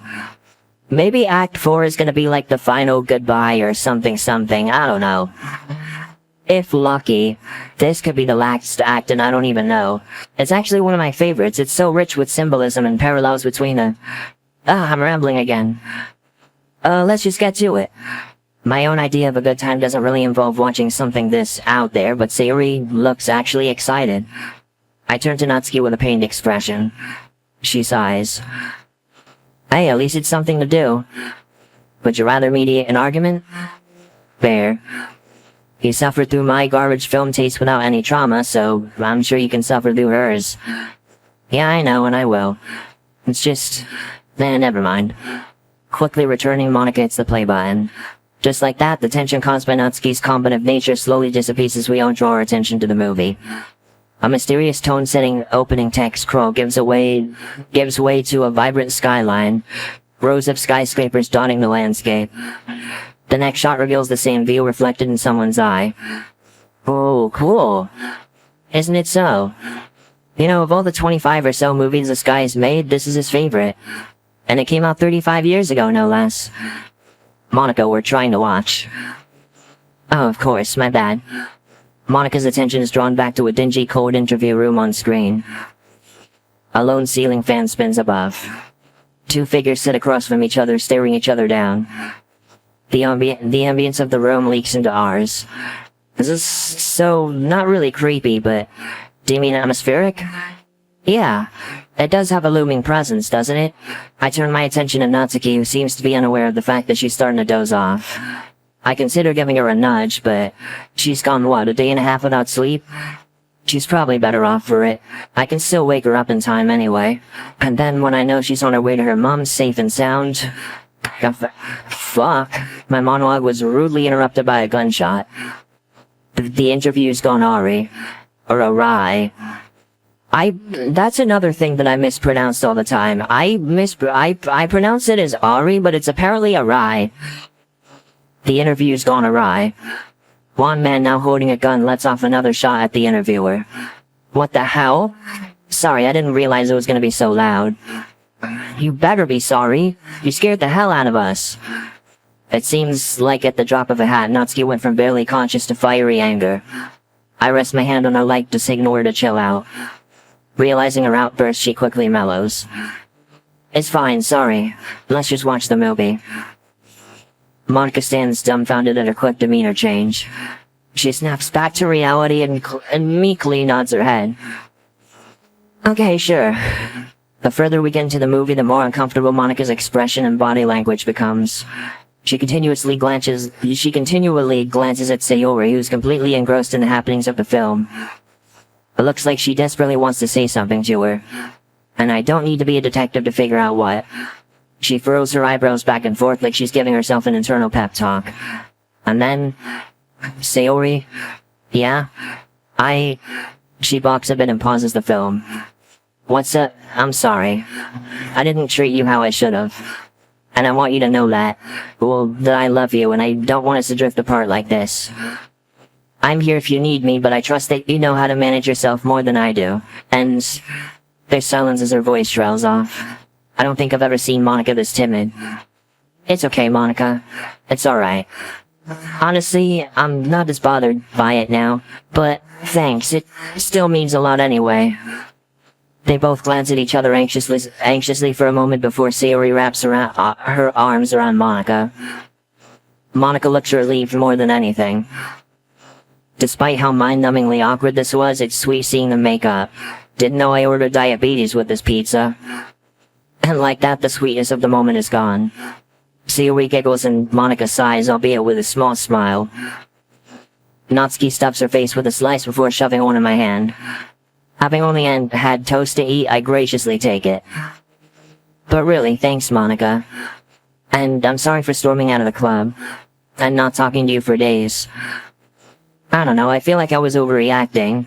Natsuki flares up at this. Please be civil. Oh, no, really, you weren't. I don't know if I'd have done the same, but I really do understand. I'm just glad we got it resolved, eventually. Anyway. She awkwardly coughs. So, more drinks, guys? Following our flurry of nods, she disappears into the kitchen, opening the fridge. Natsuki looks at me, then back to Sayori. I can feel her discontent from here. She really cares for Sayori, that much is evident. But honestly, if Sayori's happy, I am too. I lightly touch Natsuki's hand, which she immediately retracts. You got pizza sauce on your palm, greasy hands? Alright. Just as I wipe off my hands with a napkin, Monica returns with fresh cups of what looks like juice.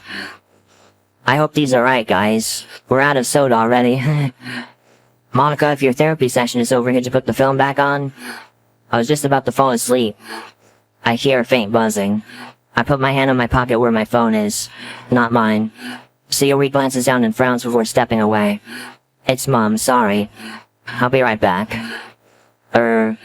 Before rounding the corners of the hall, she silently mouths a "come on" and curls a finger in my direction. Oh no. Not now. She can't go back home. Why didn't she talk to her mom about it? Oh god, what about her mom? It's hardly safe for her.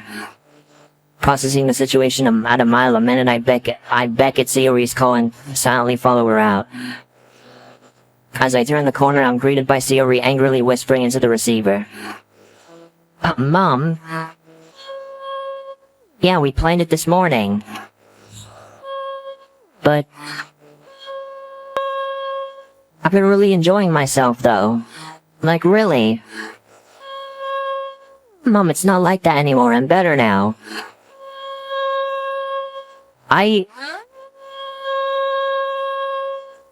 Fine. I'll be there in an hour.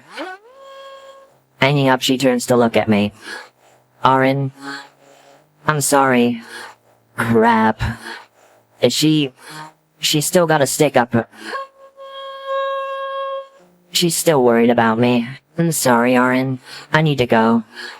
Isn't there any way for you to get out of it? Like, just don't go, at least until Natsuki's gone. Arin, I think if I didn't show up, she'd probably call the cops. What, things that bad? Yeah, that bad. Okay. It is next door. You, hear anything, call me. Okay? I will, Arin. Can you tell them? Yeah. Thank you. She pulls me into a one-armed hug. Alright. I'll talk to you when you guys come get your stuff, okay? Mom will probably be out by then, so... Okay. Well, see you later. And with that, Sayori makes a beeline for the front door, grabbing her jacket on the way. I try to ease back into the living room unnoticed. What's up with her? Oh, her mom called Wonder back home. Something about not telling her about the sleepover. Aw, that's a shame. I really enjoyed having her here. Yeah, well, I don't know if she felt the same, Monica. Nat. Just a sec. Know what that sounds like? A cover. You've only gone and screwed it again, haven't you? Natsuki. Monica, you keep pushing her away with your sad puppy attitude, and one day she won't be so polite. She's had to put up with a whole lot this past week thanks to you. Natsuki. What? It really was her mom. Natsuki silently stares at me, yeah right, plastered on her face. Alright, if you're gonna be like that, I sigh. One, she got the call in here. I don't see a way for her to fake getting a call. My phone was in my pocket and I doubt I'd be able to make a call through my jeans. Two, and I really didn't want to have to bring this up, but her mom is still really worried about her because of, you know, like unhealthily. Like every second she's out of my sight is a second she could be... I run a finger across my neck in a cutthroat motion. Alright? So lay off, Monica. Oh, so lay off, Monica. It really wasn't her fault. She takes a second to pipe up. I'm sorry, Monica. It's alright, Natsuki. I got it. Nat nods. Now, pizza? Sure. I might pass, actually. Not got much of an appetite. Oh, that's no worries. Juice? Sure, thanks. Think nothing of it. She pours me a drink. The three of us turn our focus back to the movie. With Natsuki and Monica fast asleep, all that remains now is to wait. With the clock nearing midnight, I melt back into the couch, eyes fixated on the blank TV. Each second feels like an hour. Time seems to move in slow motion. God, I'm tired. Feeling drowsiness wash over me, I pinch myself to keep myself alert. After this is over and done with, I can sleep for a million years. Not now. As a measure of safety, I set an alarm on my phone for 2 a.m.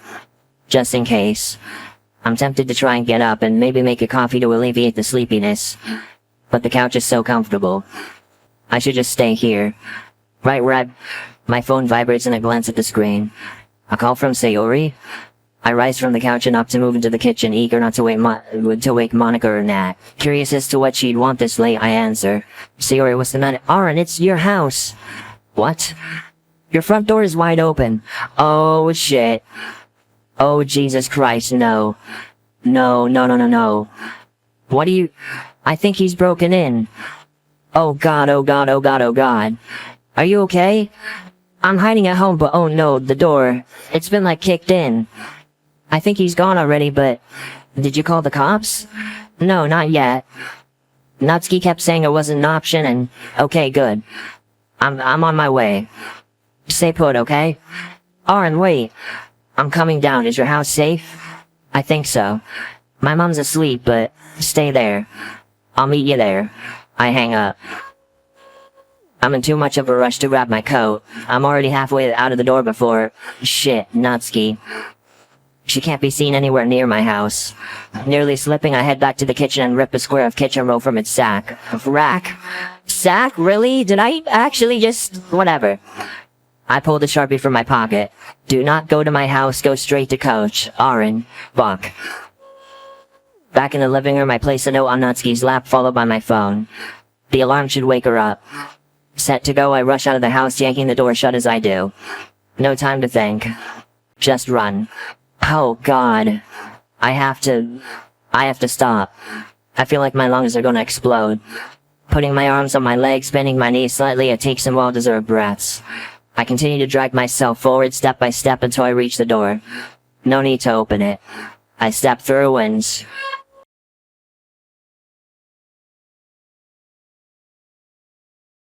The nauseating smell of gasoline. Gashes in the couch. Blunt force taken to the TV. The sofa overturned.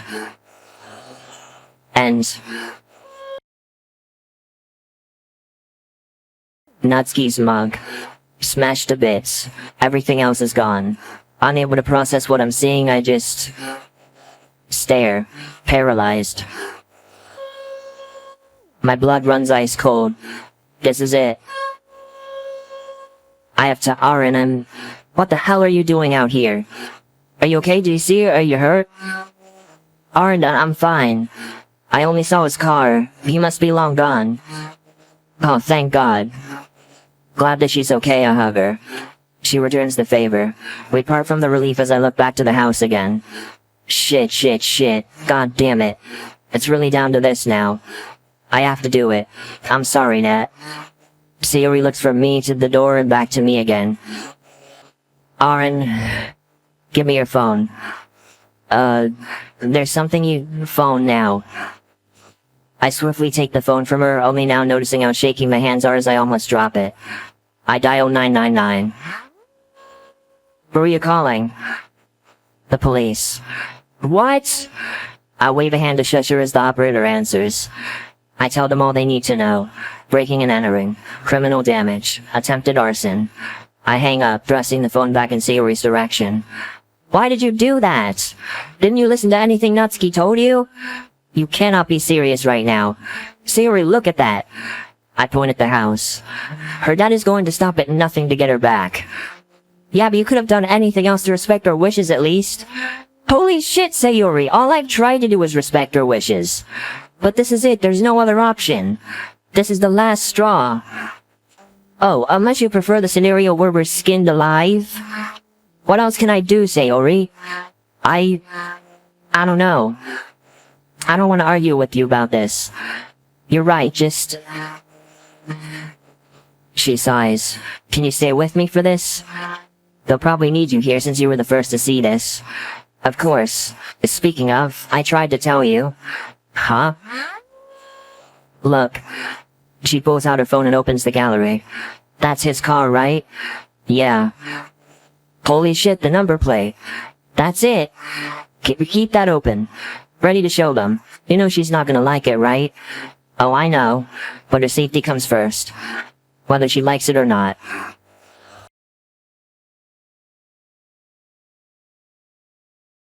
Friday, 6th of October 2017. You may want to stay in the area if you plan on pressing charges. Sorry to have taken so much of your time, we just needed to ensure your safety. We're gonna have to ask for an official statement from both of you and this Natsuki. Oh, I understand fully, you can come to the station whenever you're ready. If what you're saying is accurate, we're gonna need one hell of a statement. You think you get in touch with her? You think you get in touch with her? You think you'd... Just what the hell was that? Huh? Was that you? What are you doing here? I told you to go straight to the coach. Did you call them? No more lies. I knew it. The one single thing I beg you never to do. And he's going away. They have everything they need. It's over. You're safe. You don't get it. I'm not safe and neither are you. He will find a way. Always. The police won't do their job, or he'll hide from them, or he'll make a beeline straight to kill us with no regard for the consequences. And you've done that. You and your hero complex, you've screwed us. Nah, I mean they've got him. He's in jail right now. How? I don't know, since they knew what car they were looking for. Can't have been that hard to find him. All I know is he's sitting in a cell. He is? Yes. Natsuki pauses for a moment before looking away. Arin, even if that's true, you still went ahead and did exactly what I asked you not to do.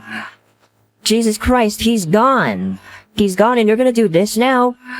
I thought I could trust you. Trust you to do one thing. How many times did I tell you about the police? Did you even think to even ask? Natsuki, my house was broken into. There's gasoline sprayed on the carpet. Imagine you went for a smoke, there'd be no house left. So I'm sure you'll understand why I didn't exactly have your permission on my mind. It was for your, I swear to Christ in heaven, Arin, if I have to hear that one more goddamn time. I don't care that you were trying to help me. You didn't. You made things so much worse.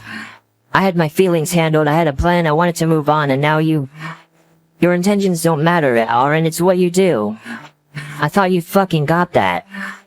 This is ridiculous. He's in jail, we won. You never have to deal with him ever again. Jesus, you can just never hold back from taking the reins, can you? Even when I'm trying to talk to you. My heart is breaking in fucking half and still... Natsuki. Just stop. I'm leaving. Okay. I'm gonna go get my stuff. I still have time. You have time, but Nat, you might not want to go in there. Why? 1, it stinks of gasoline. Jesus. 2, he took your suitcase. I don't even know where it is. So, the ticket. Oh god.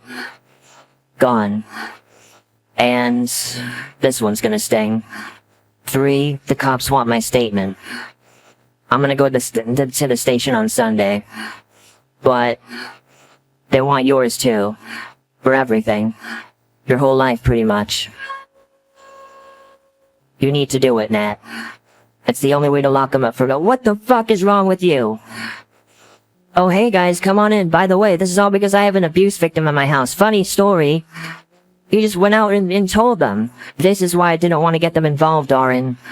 This is the real reason why I didn't want anyone else knowing. Because now I get to be hung out to dry in front of God knows how many people, reliving every fucking hit, every beating, every single thing he told me. Again, and again, and again, and again, and again for God only knows how long. Getting dragged through court, through questioning, through what the fuck ever, all of them seemed a helpless abused girl. And it's all thanks to the only person in my life that I thought gave a single shit about me. Did you even think about how that would affect me? Nat, Of course you didn't. I'm going to Sayori's. Wait. Stop. Just for once, stop.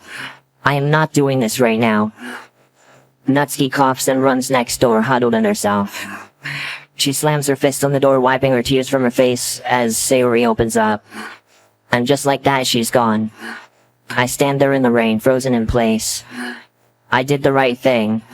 I did the right thing. It's for the best. Even if she breaks everything off. Even if she hates my guts for a while. She's safe. Best to let her have her privacy. Entering the house, the stench of the gasoline hits me like a truck. I can deal with this later. Not now. I can finally sleep.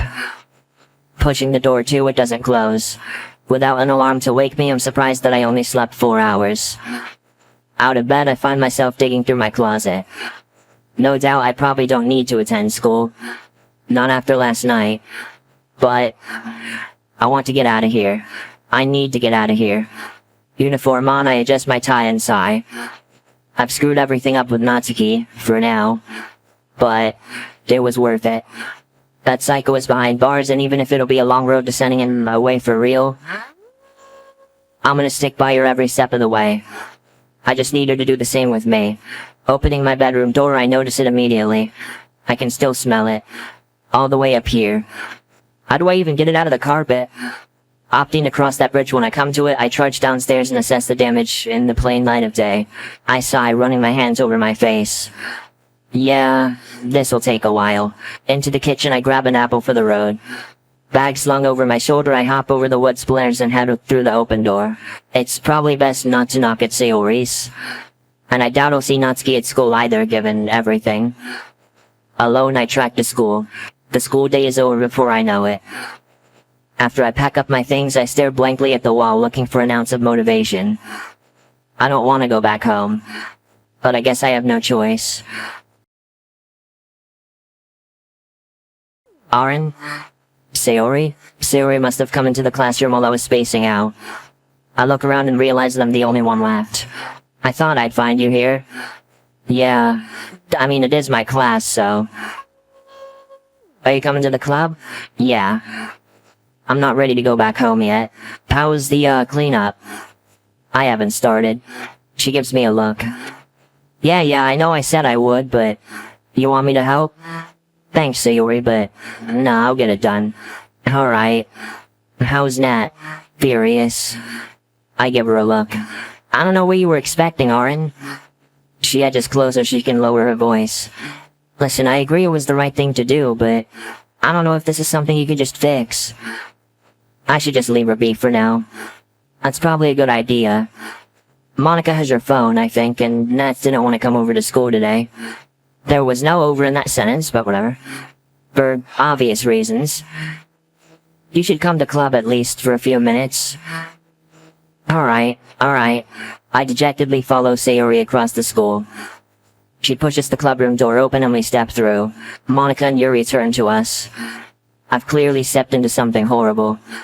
Oh, Arin. To my shock, she launches me into a hug. I side-glance Sayori, who seems as confused as I am. Thank God you're okay. She cranes her neck around the room, realizing that all eyes are on her. Arin, could we take this outside? Take what? I'd rather we had some privacy for this. Okay. As she leads me towards the door, I glance back. Yuri seems confused more than anything. But Sayori, she knows something's seriously wrong. She points as if silently asking if she should follow. With a grim suspicion of what Monica's going to do at the forefront of my mind, I shake my head. In the hall, Monica takes a seat on the bench. Arin. Well, first, here's this. She hands me my phone. Thanks. Welcome. But you have to tell me what happened last night. Arin, I know something happened. I woke up to you gone and Natsuki halfway out the door sobbing. Your phone alarm's going off, and this. The note I left for Natsuki. What happened, Arin? Monica, I really don't want to talk about it. Arin, if something's going on between my club members, I need to... Look, if something happened in my house, I have a right to know. I'm really worried about the two of you. Monica, please, I can't. Look, this isn't just a relationship thing, is it? Like a fight? I just need to know if she's okay after... was it something I did? I mean, I'll be truthful, I didn't want her in my house after what she said to me. And I'm not exactly sure if we're friends anymore, but... I still want to know if she's okay. If she's okay. She's pretty fucking far from okay. She's at Sayori's. Thank God she's safe. But still, what even happened? I did the right thing. Arin, you're scaring me, what are you talking about? I did what I had to do. It was the last thing I could do. So I took control. She hates me for it, but she'll come to know that I did the right thing. She knows, right? She has to know it was the right thing. Arin, listen. Maybe we should have you talk to someone about this. Maybe where Sayori went... Oh, don't you fucking go there. You have no idea what's going on. You don't understand. She needs me. She needs me. But she could just never accept my fucking help. Never. No, let's not get the authorities involved and get him to pay for his crimes. Let's run away 400 fucking miles to a side of the family she herself said hates her. Because that'll work out somehow, right? Right? I just couldn't stand by and watch it happen. But no, she always knows best, does she? Art, who's clearly fucking not, because he fucking... She fucking knew! She knew he had my address, and she still... Arin. He broke into my house, Monica. Gasoline on the fucking carpet, he nearly burnt the fucking place down. But no, I called the cops and I'm the bad guy, right? Because she couldn't possibly take it to the people who are literally there to deal with abusive sacks of sociopathic shit like him. I mean, Jesus Christ, what was I supposed to do? Let that fucking psychopath loose, ready to kill us at any time? Alright, I had to call the cops. I had to tell them I had to. You would have done the same thing, wouldn't you? You would have,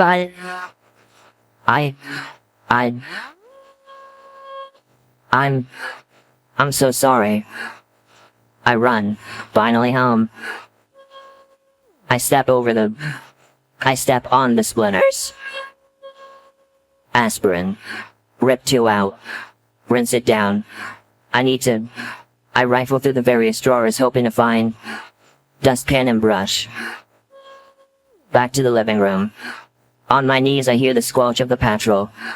The strength of the smell waters my eyes. Clean it up. Wash it all away. Pushing through, I sweep the splinters out from the door into a small pile before loading them onto the dustpan. I begin to rise, but then I don't. Sinking back into the floor, I crane my head down and begin letting it out. First one tear rolls down my cheek, then two. Then a torrent. I put an arm up to wipe, then shield my eyes. The tears drip down on the carpet as I sob into my sleeve, my only comfort. Sinking even lower, my head makes contact with the floor. I feel the moisture stick to my scalp. Oh God. I can't. Oh God. Saturday, 7th of October 2017. Arin? What?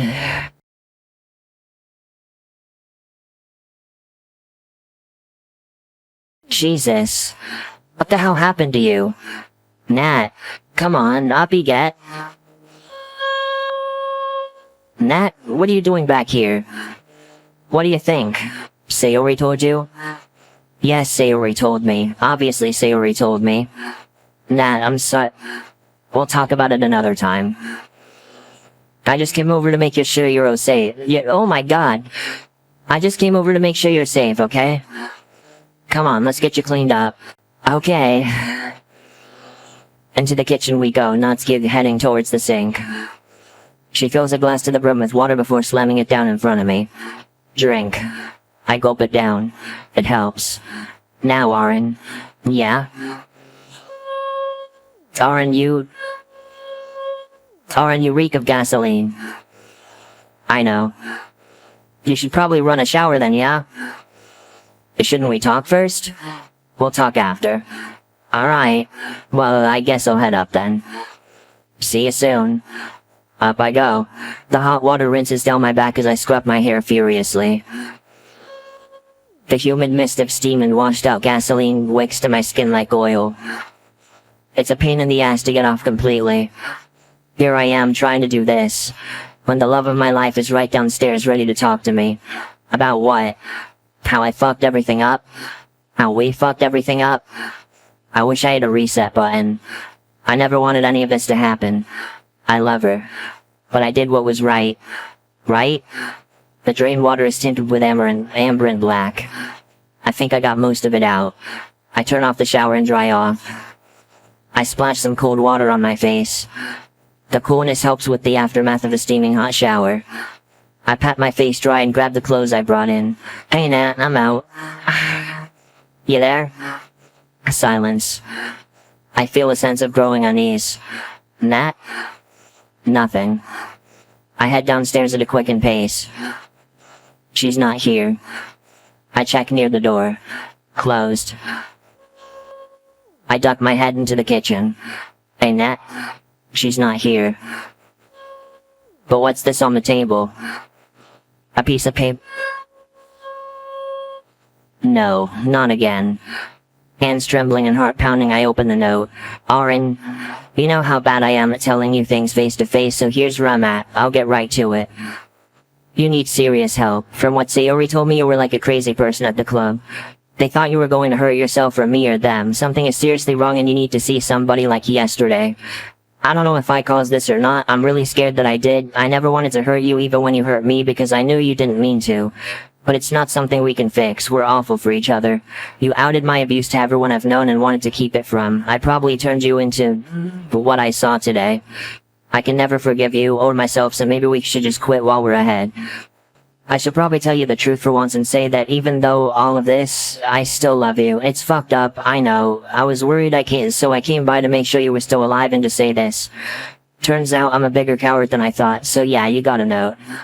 I'll be at Sayori's. Please don't visit. For your own sake and mine, please get help. I sit on the sofa and read it again. And again. Ends. Tears cloud my eyes. I place the note down and hold my head.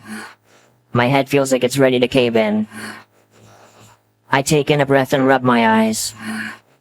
So that's it then. She left. Just like that. We're done. We're good. I tap the side of my mug rhythmically. My hands are still shaking. What now? Where do I even go from here? Maybe I should be in a facility at this rate. The fucking irony, man. First Sayori and then MC goes crazy trying to help Natsuki and then they end up being the crazy one. Full fucking circle, man.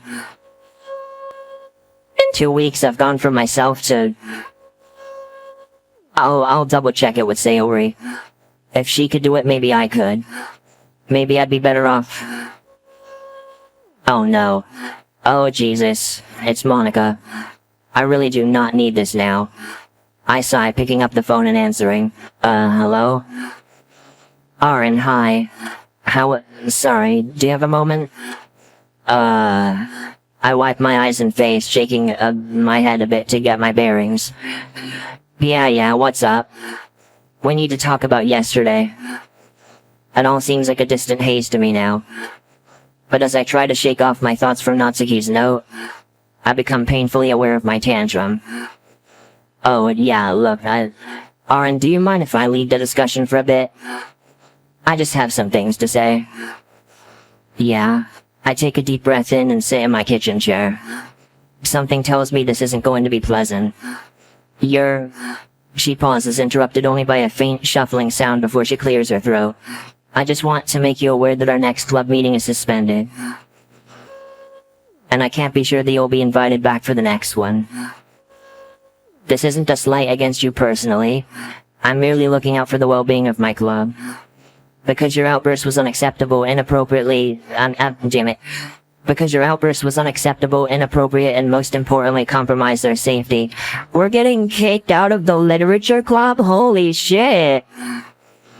And I need to know you understand that. Okay? Her voice wasn't natural, it's that same monotone I heard earlier. When she was fretting about Sayori. She's silent for a long moment.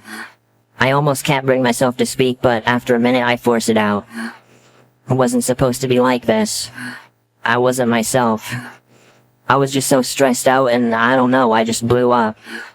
I couldn't tell anyone, but I couldn't just bottle it. Fight or flight, I guess. And I already figured the club wouldn't want me back, not after something like that. Still, there's only sounds from the other end. I close my eyes as my head sinks down onto the table. Yeah, I understand. Good. I can hear muffled noises in the background. Rustling of paper, maybe? Her voice becomes more strained, wavering more as she speaks. I hope you understand my position and perhaps we can convene at a later time and... Another pause before I suddenly hear a loud crunching noise followed by a mere second of silence. Then a whimpering sound. A sob? No, I can't do this. I just can't. Arin, I need to know that you're okay. Scrap that, I know you're not. I need to know if you're going to be okay. Please. I respond with honesty. I don't know. You don't know. A sudden thrashing sound comes from the other end of the line like a chair hitting the floor. I'm sorry, but I've had enough. Do you know how many times I've gone home in tears these past couple of days, Arin? I mean, do you think I want to feel like this? My grades have gone into free fall, I'm crying in the shower every morning, I constantly feel like I failed every single one of you. But mostly I'm worried that I've lost the friends I love so much. What do you mean? She sighs heavily and sniffs a couple of times. I can tell, even from here, that she's trying hard not to start bawling. I feel like nobody wants me around anymore. I get that we all have secrets we need to keep, I do.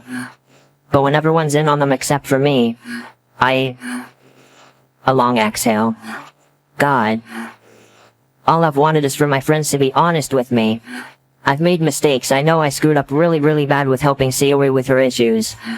But when I'm the last to know about my close friend's suicide attempt, when I'm kept in the dark about it for nearly a week, when 3/4 of my club decided to abandon our meetings without so much as a peep, when Natsuki screams in my face about how I'm a bad friend, when you blew up at me for asking about your well-being, how, when you told me things about Natsuki I was not supposed to know, a strong pang of guilt strikes me. I could go on. So when you say I don't know, when I'm worried sick about you and your health, I hear her shakily breathe in. I'm really sorry. I sound pathetic making this all about me. This is about you and your health. I need to know what's going on, please. I said, letting her words wash over me like a wave. I feel terrible for the way she's been treated. But I also just cannot handle this right now. I'm already beyond the pale and now, I'm just not ready to handle this. Look, I don't know how I'm supposed to be okay. Not after everything that happened. Everything's got to be so overwhelming. My eyes can only glance over at Natsuki's note. Over and over. Drilling into my head. Please get help. Natsuki said I needed help, like mental help. I think I'm gonna try and do that. Please seek that out, Arin. After everything that's happened, she's right, you need it. Yeah, probably. think I need to do the same thing. I need to work on myself, try to deal with these things on my own. I get it. When all else fails, taking control is the last thing you can do. That's pretty poignant, actually. That from a book or something? I don't know, it's just something I told Natsuki once. Not that it matters anymore. Oh, it's you too, or... I don't see why she can't know. Especially since she knows everything else too. We're done. For sure? She told me this morning. Well, I say told. My hands subconsciously fiddle with the edges of her note. I can still catch the faint scent of strawberry and feel the tears well up once more. I swallow them back down. It doesn't matter. I'm done trying to fix it. This is what I get, I suppose. I see. Well, with that information, I've made up my mind. I'm gonna end up canceling our club meetings. Wait, what about the others? It won't be the same without you or Natsuki. And the battleground between her and Yuri was bad enough, frankly. We all need a break. I'll still be around, but I'm gonna be reeling in my social life, I think. It might be a while before I'm ready to talk about things. Hell, I'm not sure how long it's going to be until I can talk to Natsuki again. Let alone assume she'd want to talk. And I think I need some time to focus on myself, you know? Yeah, I get it. Thank you for being so understanding. I'll call you at some point, okay? To check up. Sure. I hang up quickly and hold my head in my hands. What the fuck is wrong with me? I know I needed to drop that conversation before it started to hurt even more. But I couldn't even do something as basic as a bye? I now have undoubtedly driven her away. Wonderful, spectacular. My hand reaches for my phone, but I just slam my palm on the table instead. Here I am with nothing to occupy my mind. My TV's destroyed, laptop's broken, house is a disaster zone. I just have my phone with nobody to talk to. Sayori's with Natsuki, Monica wants nothing to do with me. Yuri? She did say that she was available, but she was there when... God, I don't fucking know. She probably hates me anyway. I'm quite literally entirely alone. Alright, that's it. I'm gonna pick up that phone and I'm gonna call the doctor. And I'm gonna get help no matter how long it takes. Then I can... do what exactly?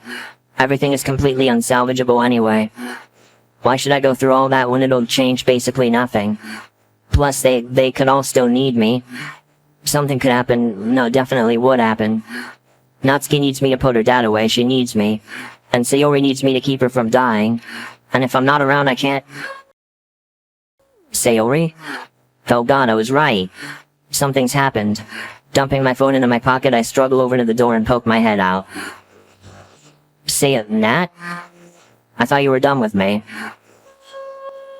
Look, it's not like I want to be back here, and trust me, I don't. I'm hit with a brief sting of sadness, but it's cut short by what comes next. I can't stay at Sayori's anymore. What? Sayori's parents just don't have enough room to keep me there long term. Or well, her mom at least. Real skittish around me. Huh. Really, that's all? Thanks for the concern. Hey, I didn't mean it like that. Nah, I get you hate me and all, but there's no need for the rudeness. I don't hate you. Look, this is all just too much for me. I'm feeling a lot of feelings right now. I just need time, alone. Okay. She treads over the mess of the living room. I stay and try my best to make the door look like it's closed. Before I turn back, I hear her shout. Holy shit, you still haven't cleaned anything up? I'm getting to it, okay? Getting to it? Arin, the carpet is still soaked with gasoline. For Christ's sake, you can't put this off. I know. Are you waiting for someone to throw a stray cigarette in the front yard or something? Go up in a blaze of glory, huh? Thought not. Listen, if you want my help, just ask. I don't exactly have a whole lot else going on right now. And hey, I may as well clean up after Dad. Again. I sigh, looking at Natsuki and then towards the living room in the absolute state it's in. Yeah, getting some help with this would be nice. There you go. Wasn't so hard, was it? Now where do we start? I scan the room for the easiest mess to clean. That.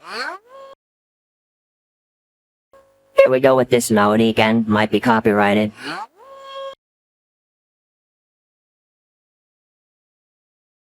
Cleaning montage.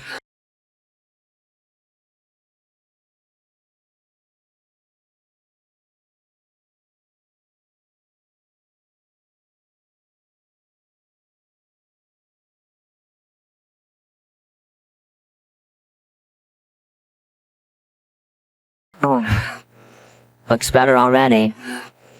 With a little help. Yeah, thanks. It's nothing. The least I could do to repay you for trashing your place. Still need all that sofa, though. Where to? Front yard will do, I think. But tomorrow. Not only am I tired as hell, but it's getting late. Oh, yeah. Hang on, let me just grab the TV. She hauls the smashed TV up to waist height, but in such an awkward position that it could drop at any second. I rush in to try and steady it by grabbing one side and having her grab the other. Easy, I got it. As we bring it outside, Nat tries to take the reins again. Come on, I said I got it. Pulling the TV back into her possession, she makes it the rest of the way across the yard before reaching our makeshift dumping ground. And crouching down, the TV tips out of her balance and lands on top of the pile with a crack. Shit. Don't worry, we're throwing it out for a reason, aren't we? I guess. We head back inside, winded from carrying the heavy television. I pause to admire the work that we did. Well, shit. That's everything. Well, except for the sofa. And all the gas we couldn't scrub out. I lean up against the wall and glance at her. Thanks again. Don't mention it. Literally. Ouch. You sure you're good to stay here? You don't have to, you know. After a moment of silence, Natsuki responds. Arin, I have nowhere else to go. I don't even... She pauses and sighs. Never mind. So I'll take the spare room? Sure, pretty much untouched anyway. Oh. Natsuki starts to head upstairs but stops midway and looks back at me. Thanks. She then makes the rest of her way up. She's back. Just as soon as she left, she's back. With a burning hatred. I don't know if I exactly prefer this, but I can make things right and quickly. I need to. I nearly collapse into one of the undamaged chairs staring off into space. Sunday, there's more, wow, Sunday, 8th October 2017. This feels like the ends. Like, I don't think there's gonna be an Act 4 after this. The rumbling of my stomach brings me to life. Makes sense, I've only had an apple, some toast, and a slice of pizza in the last 4 days. Guess I have to find something more substantial. Out of the chair, I stumble into the kitchen looking for something proper to make. There's bacon, I guess. I grab the frying pan and come this close to turning the gas stove on before realizing my mistake. Maybe playing with fire isn't the best idea. What now, another apple? I guess cereal would do. The creaking of the stairs tells me I should make it 2. 2 bowls pour, jug of milk pour. Hey. Hi. Made you some, thanks. I take a seat at the dining table, bringing both bowls with me. Nat grabs hers and brings it over to her side. We both tuck in. The room is silent, save for the occasional clang of metal on ceramic. I know better than to try to initiate conversation. I'd do more harm than good. Breakfast passes in a blur. I let her know I'll clean up the dishes. Natsuki wanders off. Presuming she's headed back upstairs, I dump the bowls on top of the growing pile in the sink. Heading into the living room, I'm surprised to find Natsuki trying to tip the sofa upright. She gives it a few tries with just a shove, before sighing, stepping back, and speeding into it shoulder first. The sofa tips and lands with a thud. I didn't think you'd be back at it so soon. The less this place reminds me of him, the better. Okay, what now? We move it out. Obviously. I guess we'll just have to lift it out. I guess I'll take this end. Alright, I got this side. Without warning, Natsuki starts attempting to lift her end. Rushing to the left of the sofa so it doesn't tip over, I reach down and try to get a good enough grip on the underside. Fingers aching already, I heave with all my might. We managed to bring it about a foot off the ground. Effort is short-lived as Natsuki lets go with a yelp, bringing her end back to the floor with a crash. You okay? Yes, I'm fine. Alright. Try again? Yeah. The second attempt doesn't fare much better. This time I'm the one to let it slip out of my grasp. Okay, this isn't working. How about... Okay, you push it towards the door, I'll stay around the sides to course correct it. Alright. I get myself ready at the end, Natsuki at the side. Both hands firmly on the arm of the sofa. The sofa, I begin heaving it. Natsuki chips in, shoving it away from the wall and parallel to the door.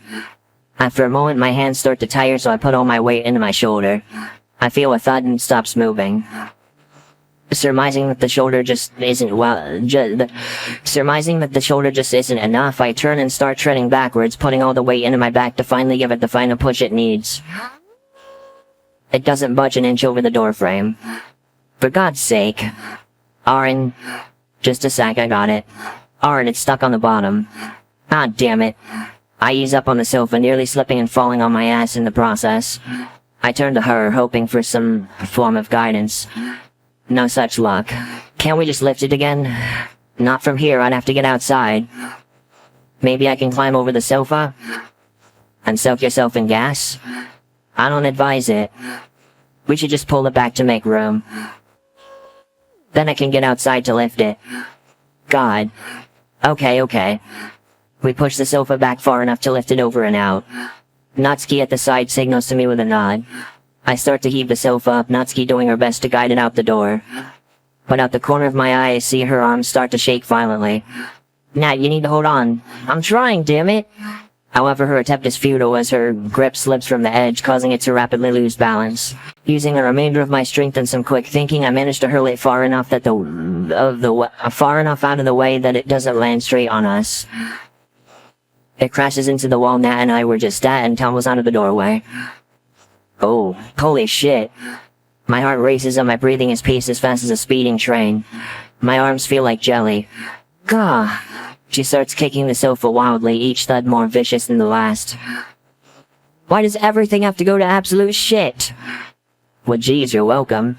Are you serious? You want me to thank you? This was all your fault to begin with. She points a shaky hand towards the living room. Oh, don't start with that crap. Not now. No, I've had it up to here with your shit. Natsuki, come here. You were going to sit down on that chair, and for once, in our fucking mess of a relationship, you were going to listen to me. Got it? You're being unreasonable, You're being unreasonable about this. Unreasonable? Unreasonable. Okay, bad choice of word. No, I'm gonna tell you how unreasonable I am. I was angry you called the police, yeah. But if you just left me out of it, I would have already been apologizing. You know, home invasion committed by a mystery man you definitely do not know. We would have made up. Because I'm unreasonable, right? But you told them all about me. You dragged me into this when I told you I wanted nothing to do with it. You put an impossible choice in front of me. Having to relive every second of my abuse or having my dad back on the streets. You did that. And I don't think I can forgive you for it. Does that sound reasonable enough to you, Arin? Because I find it unfucking reasonable that I have to explain all this to you. I didn't know that I love you. I still love you. But I can't... Did you ever really care about me, Arin? Or were you just looking for someone to save? What? Don't answer that. I don't want to know. She collapses into the chair and holds her head in her hands, her breath hitching. I don't have anywhere else to go now. Sayori's mom wasn't happy with me crashing there. Monika's not really my friend anymore. And Yuri's parents aren't the welcoming type. It's you, a foster program, or the street. I love you, Arin. But honestly, I'm not sure which one is worse. Nat. I know. Just go. I need some time to think about what I'm gonna do next. In fact, why don't you go give your statement while you're still in the mood to fuck up my life even more? Then you can come back and grovel and promise you'll stop and I'll forgive you just like I did last time and the time before. God. She backs into the wall, erupting into tears as she slides into a sitting position. Please, just go. Not willing to try and get a word in edgewise, I simply nod before backing out the front door. From next door I see Sayori watching on in horror. I shake my head. Nodding, she slinks back into her house.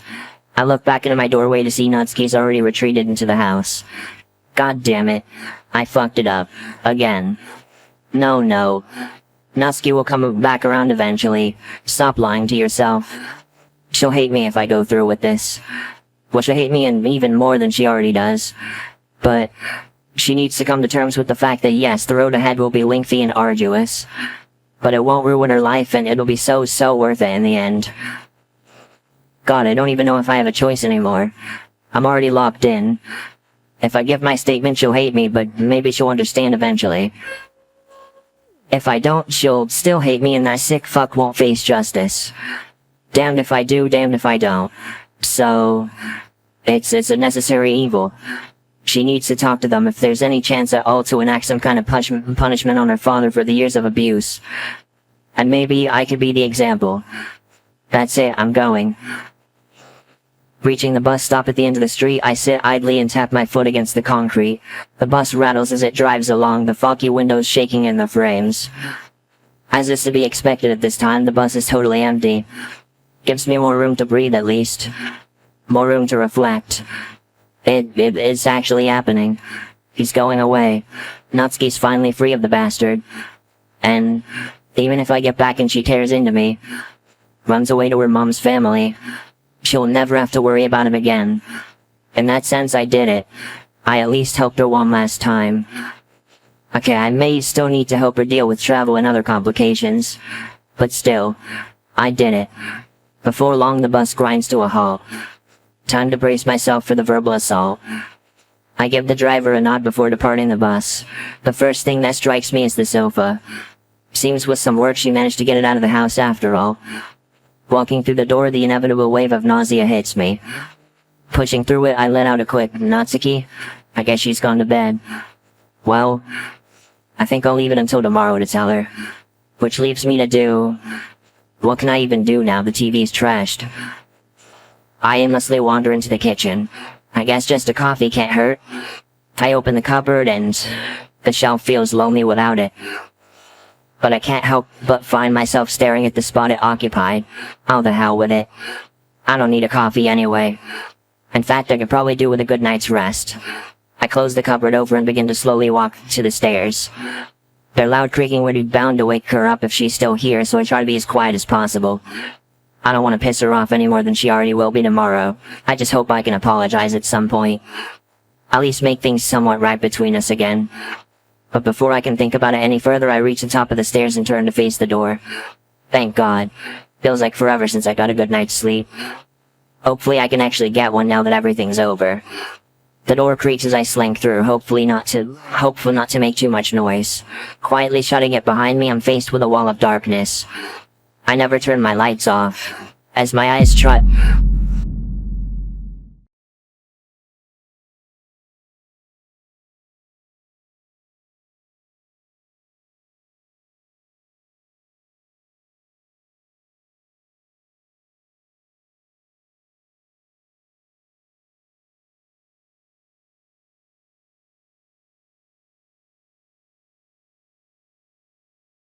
Oh my fucking God, I called it!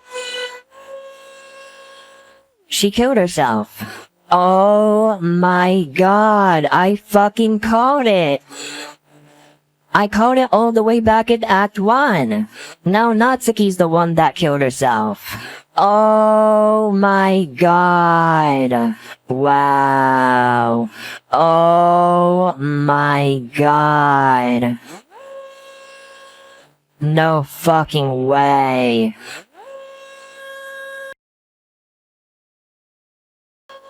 Hold on, I'm gonna stop the recording because I really don't want to lose what I have so far. Hold on. Okay, I stopped the recording and quickly started it again, so what I have right now is safe. I don't have to go through any of that again. Oh my God, man. What the fuck?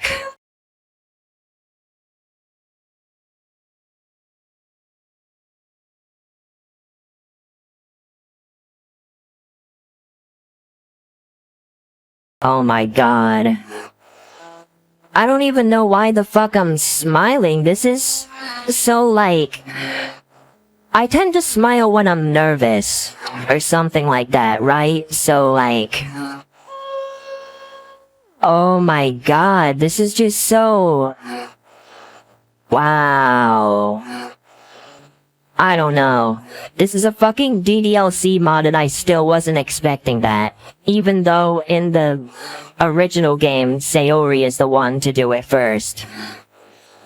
Holy shit. So Sayori helped clean up the place, I guess, and now Sayori's staying there, judging by the sleeping bag on the floor. Wow. Okay, I really don't see how the story can continue from here. I don't think there's gonna be an Act 4.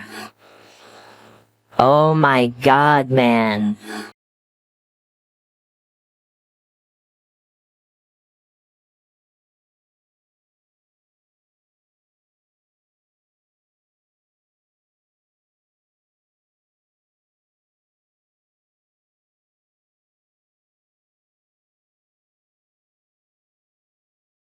Epilogue, exit music, Monday, 5th November 2018. Okay, just for the fuck of it, I'm gonna keep reading cause it's just the epilogue. I would assume that it's shorter, so give me a second. I'm gonna pause the recording, or I'm gonna stop the recording again, and then I'm gonna start reading the epilogue. The sun is beaming violently through the window, piercing my still weak and unadjusted eyes. Instinctually, my body flinches in discomfort. I sigh to myself. Get up. It's time to get up. Pinching the bridge of my nose, I clamber out of my sleeping bag and sit on the rug, legs outstretched. My eyes wander to the walls, surveying my familiar surroundings, trying to gather my bearings. I look to the calendar laying on the coffee table. I'm sorry, I had to. The first coffee table reference without Natsuki. Holy shit, man. I look to the calendar laying on the coffee table to get a grasp on what day it... Who am I kidding? I know exactly what day it is. Can't stay asleep. Can't see it again. So it's time to get up. Sluggishly climbing to my feet, I drop back onto the ground, a sharp pain shooting up through my foot. Ow! I wince as I reach over and run my hand along it. Shit. Needle. The fucking needle! I knew they were gonna step on it at some point. I was wondering about the sewing needle. Finally! It's about fucking time. I very slowly ease the thing out before angrily lobbing it away from me. For fuck's sake. I wipe the few drops of blood away and stumble into the kitchen. Prozac and citalopram, hello again. I quickly gulp them down. At least the water relieves my dry throat. Now, today's the day. I promised myself today. Who knows, maybe something will change. Maybe a part of me will move on and I can finally start healing like they all said I would. Maybe. There's only one way to find out. Trailing specks of blood across the carpet, I find myself outside the room. I don't even know how long it's been since last time, but I need to do this. If I avoid it forever, nothing will ever change. Now, a hand that might be mine grasps the door handle. Gently pushing it, I step into my bedroom. It's quiet. Of course it's quiet, there's no one else here. There's no one else here. The smell of must and stale air hits me like a wave. Pushing forward, I find myself near the bed. My hand rests on its cushion as I'm met with a violent creak from the rusted springs. Well, what did I expect? I find myself staring at the closet door. Continual glances as I find my way around as if I expect something to be there. I approach the nearby dresser, hoping to find what I'm looking for. My finger traces along its dusty surface, falling towards the adjacent drawers. I attempt to pull a drawer open. As I pull it towards me, it creaks like nails on a chalkboard, eventually getting stuck. I consider just ripping out with all my strength, but there's something about this room. A time capsule of better days. And the single worst. I need to preserve it as it is. Instead, I try to gently ease the drawer open. It takes a bit of work, but just enough light peeks in so that I can see it. My hand fits through the narrow gap and I get a grip on the paper. Taking care to avoid creasing or ripping the paper, I gently retrieve it. I know it's painful, but my mind can't stop me from looking. I carefully unfold the paper, hands shaking, and read it over once more. Exit music. So there we were together, a white room by a window, where the sun came through. No matter how it ended, no matter how it started, I wanted nothing but the best for you. Your tiny hands, your crazy kitten smile, everything was perfect. If only for a short while, but it all came crashing down because you had to leave. And now that you're gone, I sit on the bed to regain what composure I've lost. I stare out into nothing, trying my hardest to avoid reliving it all. Of course I fall short. It's not working. It doesn't help.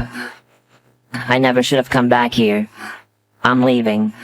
I carefully place the poem back in the drawer. Reaching the door, my hand goes blank. I'm overcome with a sick, morbid curiosity. Every step a mile I trudge closer to the closet. Even touching the handle brings bile to my throat. But even so, I pull it open. Nothing. I put myself through that for nothing. Wait. What is that? I find a slip of paper wedged in the closet door track. No. I lean down on one knee before falling onto the other. This can't be what I think it is. It can't. I pick it up. I wish I'd asked you if you believed in God, because right now I really wish I did. Even after everything, I don't want anything to happen to you. Please take care of yourself. Tell my friends I love them. I've been thinking about this for a while and it's my only way out. I'm never gonna live a normal life, not after the shit I've been through. I was always powerless. Powerless to stop Dad, powerless to escape, powerless to keep my life to myself, and powerless to really change anything. Sometimes taking control is the last thing you can do, and that's what this is. I finally have a choice, so that's why. I love you. I'm sorry, Arin. For suicide note. With the utmost care, I shut the closet door. Back at the desk, I rip the drawer out with what little strength I have. It clatters to the floor. Grabbing the poem, I stumble my way out of the room, tears streaming down my cheeks. I'm going. So... End of the line. I throw my beanie out over the ledge. There's nothing for you here. Not anymore. Because of you. I throw the Tupperware box containing the shards of the mug. It's your own fucking fault. You're just delaying the inevitable. So get it over with. Is the MC gonna... I go to throw my phone. I stop. And turn it back on instead. I don't know how long I spend staring at the lock screen image. It's... MC and Natsuki, isn't it? Stop stalling it. Just a couple of terrifying seconds and it's changed for an eternity of bliss. Don't think about it, do it. Fucking do it. Now. Arin? Oh, Jesus. Sayori. Hey. I thought I'd find you here. Ow. I always find you here. I saw you leave the house. She approaches, glances over the bridge and out to the sea. I say nothing. It's been a while. I haven't seen you in a few days. Are you okay? Yeah, I'm okay. She turns to me, clearly concerned. You can talk to me about these things, you know? I don't want to push, but I'm just worried. Seriously, I'm doing okay. Just... You haven't come up to here since August. And I know that you were having thoughts then. Sayori, you know I don't like you know I don't like talking about it. Please, I'm fine. I don't know, I thought I'd come here for old time's sake. Okay, I'm sorry. She sighs. Arin, I do know what day it is. That's why I tried to call you. Sorry. I know her 18th was a disaster. But you got through that, didn't you? Yeah, by a hair. And a visit to the hospital. We were all there for you then. But it's just you now, isn't it? Sayori shakes her head. I know you don't want to hear this, but it's not my fault they moved on with their lives, Arin. They have stuff to be getting on with. And God knows we both need to do the same thing. Look, Arin, I was doing some math and we could move away if you wanted. Far away from here. Be roommates, rent an apartment or a house or something together. I wouldn't mind doing that with you. Things don't have to be this way, Arin. Things can always change. I want to help you feel better. But I can't do that if you keep closing yourself off to me. I mean, Jesus, Arin, I've been your friend since diapers. You saved me from, I'm just trying to say that you're my best friend. And I love you. Please just talk to me. Anything, please. She pauses, her pleading eyes red with barely contained tears. Her hand is on mine, sharing the metal rail. I continue to gaze out into the ocean, the afternoon sun splashing my face. Sayori turns away, a gut-wrenching sob coming from her. Arin. It was my fault. Sayori stops completely. Everything was. Okay, maybe not everything, but everything that mattered. The relationship wouldn't have lasted anyway. I came to terms with that a while ago. It's not that. But what happened, that was entirely my fault. I called the cops. I knew it was the one thing she couldn't handle, and I did it anyway. I mean, fuck. I had no choice. My house had been ransacked. I couldn't just let that slide. It was a lose-lose situation. Hell, I was the one who dragged her into the whole thing. When we first talked about it, she tried to tell me that just waiting until she could legally leave would have been the sensible option. But I was so stuck in the mindset of we have to fix this now that I convinced her to go along with my stupid fucking plan. A plan that amounted to kicking the hornet's nest by running away and hiding with me. She was right. I should have just listened. The person I loved the most. Hell, not even just loved, her life was in my hands.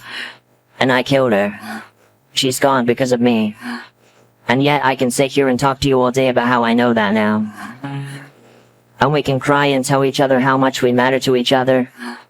And you can give me false reassurances and tell me about how it wasn't my fault even though it was. And we could keep meeting like this over and over until something inevitably fucking happens. It's bullshit, none of it matters, Sayori. She's never coming back. I begin to slowly back closer to the edge. I know you're fed up with me. You should be. And I know I can't keep doing this to you anymore. Dragging you down. You don't do that to people who love you, I learned that the hard way. You deserve better than that, Sayori. My heart slows to a crawl. I can't move on, but maybe you can. Arin. It gets nearer, the salty wind blowing at my face. They're gonna jump, aren't they? Arin, what are you doing? Don't blame yourself. No! I shove her off me hard enough that she loses her grip. I hope she's not hard. She stumbles back, catching her footing. I run for the ledge. She can't keep up. My next step meets air. I hear her scream echoing above me. Into the distance. Sayori, I'm so sorry. Nat.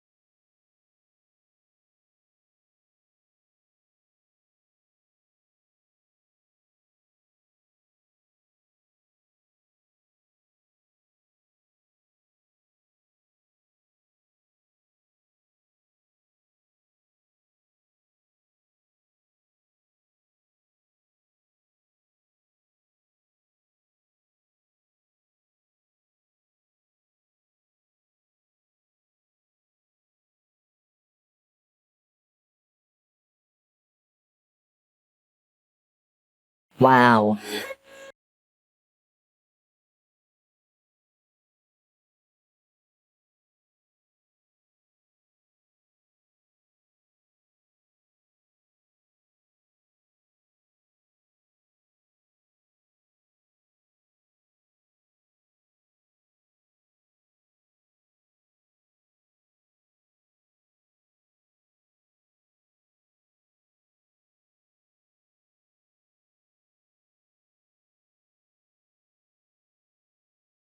Exit Music Redux.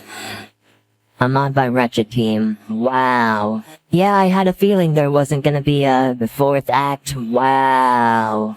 Booty Crusader again with that name. What a name, dude. Holy hell. Yeah, Radiohead is mentioned in the special thanks, so I think it may be more than an inspiration thing. I think their songs might have been used in the mod. Damn, wow.